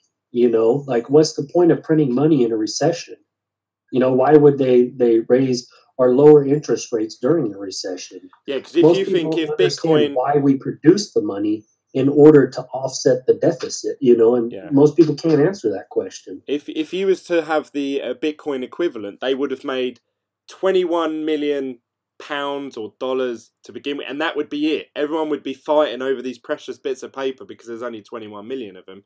Exactly. And that's what obviously Bitcoin is, but they don't have that. They just keep printing more and more and more, and obviously inflation goes up. So for you to buy a chicken at the supermarket, it would have cost you $1 so many years ago, but now you have to give them $2 because obviously inflation's gone up, and that $1 isn't worth what it used to be. I'm glad you said that, because right now in America we have a huge problem, and it's a loaf of bread. Oh, that's Alexa just turned on. I gotta go turn that shit. Alexa, play Drake. Alexa, play Drake. Play Justin Bieber. Yeah, that thing's a trip, right? So, like, that's good you brought that up, because I'll say this. In America, a loaf of bread used to cost 35 cents back in 1950. Now it costs about $2. Average income in 1950 was 35,000. Average income now is also 35,000. So it's like we're so inflated over here, but our median income hasn't risen at all. I mean, cost of college went from $8,000 to $20,000 for a 2-year college, but yet our cost, our median income hasn't risen. We're still stuck on our minimum wage is like $7.25, which is absolutely ridiculous because nobody can live on $7.25. You know, and it's crazy. And Social Security. You look at the whole Social Security thing. It's just in America right now, the inflation and how much they've repressed people as a whole, and the whole middle class as a whole, is sickening, because we just had a stimulus pack or whatever. What's his face? Donald Trump just introduced our new tax cut plan and all this shit. Yeah. And it's just making these corporations ripper, and then the middle class still gets fucked.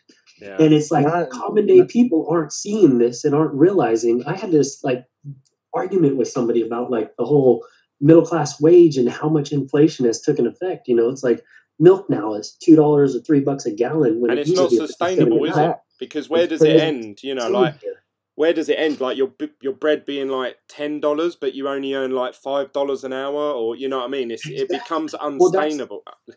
That is literally where we're at right now. Well, a big part of it too, I think, is back in the 50s, there was a lot more demand for workers, and companies needed workers, so they gave them a better percentage of the company's total profit. So, and on top of that, you also got better quality. Like they used to sign, like old guitars, you would sign, the person that made it like wanted that. Now you have like, with technology, it's killed a lot of the jobs, and now it's a competing. People are competing for jobs, and these wages have lowered. And then on top of that, you didn't have as much. You didn't have the credit card system. You didn't have all these loans. You were able to afford a house and all this stuff with just cash. You know what I'm saying? And now, and a Now lot the of average companies have cost of a home in America is like $250,000 for a medium-sized home, which is absolutely ridiculous because you brought it up the other day, Glenn, about the 5 times salary and all that. Yeah. How expensive it is over there to purchase a home. It's not feasible for us, our generation, to purchase a home anymore. I mean, it's just, it's crazy. And I mean, just on a side thing too, a lot of the older generation is like sick of the younger generation complaining when they had it like absolutely easy. They had the golden ride all the way to the top, including their Social Security. The You one know what I guy mean? that I can't fucking stand is Warren Buffett because that dude is such a piece of shit. Anybody could have. This dude says that he came from a wealth of a background and he got some money. He put that fucking money into the S&P or into stocks, and literally he made his fortune just because he is so fucking old that he put his money into a stock and sat on it, and that just went through the roof. You know what I mean? And it's like anybody could have done that. They just didn't. You know, he had the discipline. But I hate that fucking guy because it's like he talks so much shit, and it's like you were just by chance chosen, you know, to fucking live this life the way that you're living it, you know, and the way that he acquired his money is just fucking, he's really a shady, shitty type of person. And if you ever watch a documentary on him, he's just a lonely old creepy fucking bastard. You know, all the money in the world and he's still a twat, you know. You watch how he lives and how conservative and like his views on shit and how he fucking ruined it. I don't know. He's just, to me, even though he has all that money, he's just a real shitty person. You know? I just want to give a shout out quickly because Crypto North sent in a few messages. Obviously, we don't want to forget the people in the live chat. He said, Bitcoin is the way. Then he gave a $2 donation. So thank you very much for that, Crypto North. He also said, money comes from sweat and blood. And then he asked, obviously, during the conversation we had, he said, what about Social Security? So he was agreeing with you guys. That's what happened in Russia before the Iron Curtain fell. And he said, how is the hot tub, Glenn? It's full. It's full. It's got fresh water in it, so it's all good. I'm just heating it for tomorrow now. Did it fill so up yeah, with rainwater? What? Sorry. Did it fill it with rainwater? No, I put the hose in it, and it generally takes about an hour and a half to 2 hours to fill up to the top. But obviously, I've been chatting to you guys for so long, I thought, shit. So I've had to run back out. I had to run out there and turn the hose off, and the water was just overflowing the hot tub like loads. And now it's too high. It has to be within a certain maximum level. So I had to scoop. I got a bucket and I started scooping it out really quickly. Cannonball. That was all while I disappeared for like a couple minutes. So, hey Glenn, I wanted to ask you one more thing, and then I'm going to jet out of here. Sure. You were talking about the gold. You brought up the gold chart over the long period of time of the gold price and everything. Yeah. And what I wanted to bring up about that, it was if you look at the long history of what we have so far for BTC, and you compare the two. Well, let's do it now. Let me just quickly get up. Yeah. So go on. If you look at the gold chart, if you were to like condense it down and look at like a 3 or 4 year period, you could see like the ebbs and flows, the highs and the lows of it. Well, think about that towards a BTC chart. In BTC in 10 years, we'll have all those highs and all those lows. So that low that we're looking at right now really doesn't even matter. Yeah, because it'll just be, if we look at both of them side by side here, on the left you've got gold and on the right you've got Bitcoin. Who's to say that this run up here that we had last year isn't here on gold? Yeah. And obviously you can see now that at that point, gold was worth $600 an ounce, whereas the biggest run up, it was worth $1,800. No, is that right? Yeah, $1,850 an ounce. You know, so that could happen to Bitcoin there. Absolutely. Well, your Bitcoin, guys. That's all I can say. I mean, that's and so that's I'm gonna a tripling of an all-time high. So if Bitcoin did the same, you're looking at a $60,000 Bitcoin at some point. If it was to copy exactly gold, but yeah, Absolutely. it's interesting times. I think that the thing is the Bitcoin will rise faster than gold though, because it's more of a road burst now. I know that gold was road burst, but Yeah, Bitcoin. well, how many years is that on that chart? I can't see it. Bitcoin Well, is this is based from 1974 all the way to current day today. So you're talking about 40 exactly. I'd say about 50 years worth, or just under. But the problem with gold was it wasn't a fixed supply. That's why I say that I think that BTC Yeah, will people were outperform always gold. digging up more gold and finding more gold, even to this day. Whereas Bitcoin, we know already, we're like, shit, there's only going to be 21 million. That's it. We Plus, know that. Exactly, and there's only 18 How million. do you know? How do you know there's not some unreported gold lying somewhere? You know what I mean? Like, Well, I mean, there is. It's all over the world. Yeah, You it's can tons, still go yeah. get gold all well, over the place. I'm not even saying that. Like gold been dug up, I guess, and like being stored away by miners. Maybe they're not reporting it. Oh yeah, You know yeah. what I That's probably happening with Bitcoin as well. Well, that Well, shit's all. you can all all- see it. You can see the Yeah. Bitcoin. You can see everything about Bitcoin. It's all Hey, there. Glenn, thanks a lot for the chat, man. I appreciate it. I had a really good time in the live chat. I'm glad that we got this audio going, and it's been fun. Thanks, BBL. And, Thanks for the vouchers and the giveaway and everything like that. I really So appreciate. you guys make sure you check your Bitmain's your accounts tonight sometime, because I'll check I've it now added a before couple you of- leave if you I want. I've already added a used- couple of your accounts with some coupons, and I also wanted to add that that Crypto North $2 thing, that was me. I started a new Oh, YouTube channel. oh, cheers, Chris. How Thanks, come you man. did that? Is this going to be your new channel then that you're going to? Yeah, I'm gonna completely. Oh, well, he put a quick one on us, man. There, because I he was responded. listening. I was paying attention. He mentioned. I pulled it over to you guys. BBL. So I'm gonna start doing the crypto shit on that channel, and then the motorcycle stuff will stay on the adventure channel. Nice. Right on. Thanks. I don't know BBL. whether to call you BBL now or a Crypto North. You just call me John. John. Yeah. John. Keep Okay. it short and John. sweet. John, I've received your coupon, so thank you very much for that. I got 2 of them from you. I really appreciate that. That's nice of you to do that. Now you can order Yeah. the 2 miners, Glenn. Yeah, I would have actually ordered the Z9 Minis live on this video. I've got no issue doing that, apart from the fact that it actually displays on the live video my name, address, phone number, and everything like that.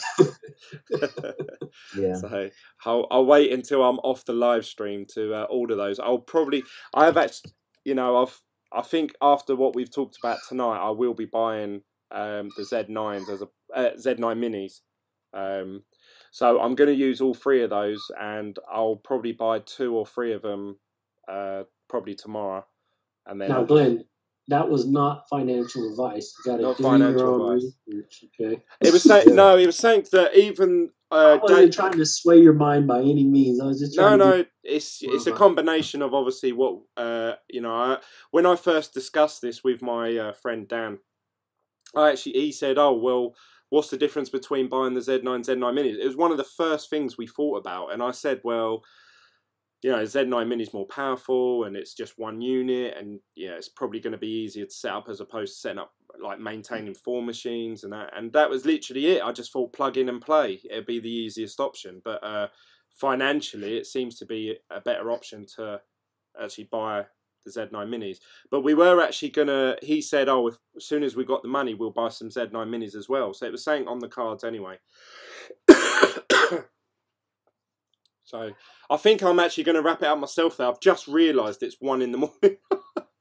Yeah, we've been on this thing for like 7 hours. Yeah, now, I've got almost.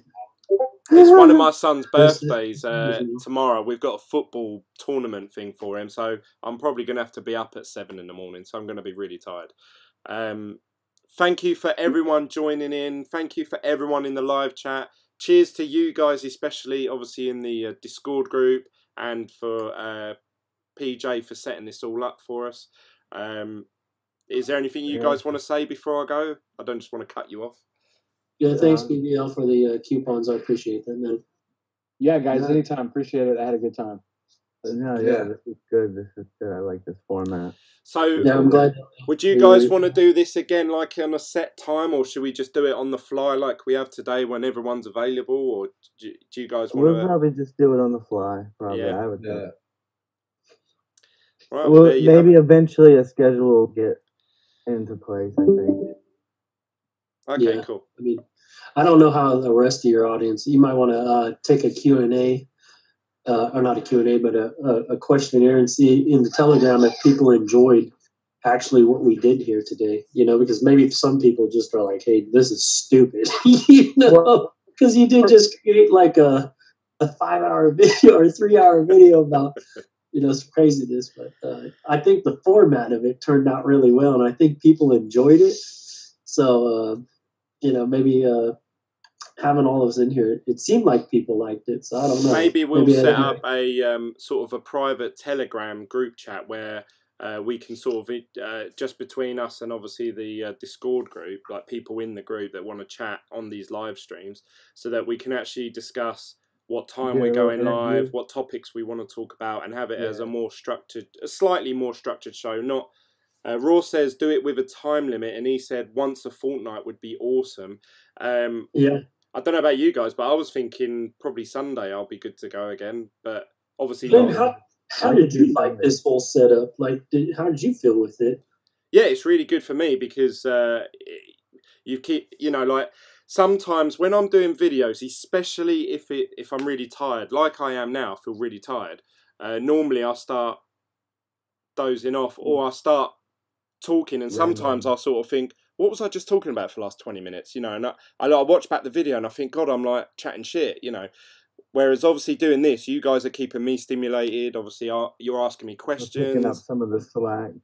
Yeah, like well, now people are responding. I mean, the people that are watching now, it's like Tony Nickel, he's saying too, he loves the format. So that's cool. It's good to hear good feedback. Yeah, I mean, I haven't had any so far. No one's really put anything negative. Everyone's just been really positive. Oh my God, I love this. I love this.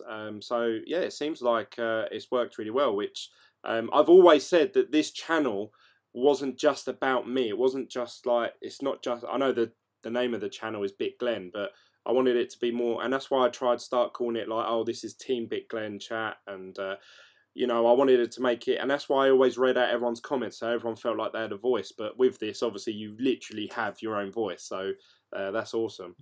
So yeah, no, I think it's gone really well. Awesome. I would also maybe, if you're gonna save this video, you're gonna leave it up, I would maybe put a timestamp to get to that stuff at the beginning. I don't know how. Maybe I'll do it in a comment, but and you can like it and put it at the top. But that way, I don't know when we actually started. No, actually, I'm just gonna leave it as it is because you know, I've always said that. Also, this channel obviously is it's a diary for me. It's like I can look back and say, oh, that's the day I thought about buying an S9. That's the day I joined Hashflare. That's the day I realised Envying was a scam. That, you know, and for me, we'll always be able to look back on this and go, oh, do you remember we couldn't figure out Discord on the live chat? And we'll always have that. It'll be there. Yeah, okay, I got you. I don't know. Right. Well, I mean, I'm just saying a timestamp because we do get some really good information, but you're gonna have to sit around and wait for it, you know. For somebody that's watching the video afterwards. Someone's gonna think they're gonna go, oh, Glenn's done another one of his live streams. I bet it's like an hour and 20 minutes long. What? 4 hours? yeah. I feel like they're gonna have to book a day off work just to watch it. Glenn, you know, you can do though. I think that one thing you need to do if you can is add. Oh, okay, you already got the Discord right here for the join. That's awesome. Okay. Yeah, I see it. Yeah, so if anyone's watching this and they want to join in the Discord live chat for next time, which I think will be, I mean, I'll probably be ready to do another live video Sunday. So if you guys want to join that as well, if you want to be a part of the Discord live chat and talk to me as we're doing this live stream next time, join the link which is down below. You can see it here. I'll highlight it now. That should take you through, I believe. Obviously, I haven't done it myself. That should take you through to the BitGlen Live Discord group. So thanks to PJ for that, because he's been sorting that out. And he has been champion doing this for months, and I just don't listen to him. I just think, oh, why don't PJ shut the fuck up? That's totally good. That's cool. Thanks, guys. I'm going to go to bed now. I'm really tired. Thanks for joining me. And we'll see each other probably Sunday. And obviously, we'll chat to each other in the Telegram group. Take care, guys. See you later, guys. Bye. See you later. Goodbye, guys.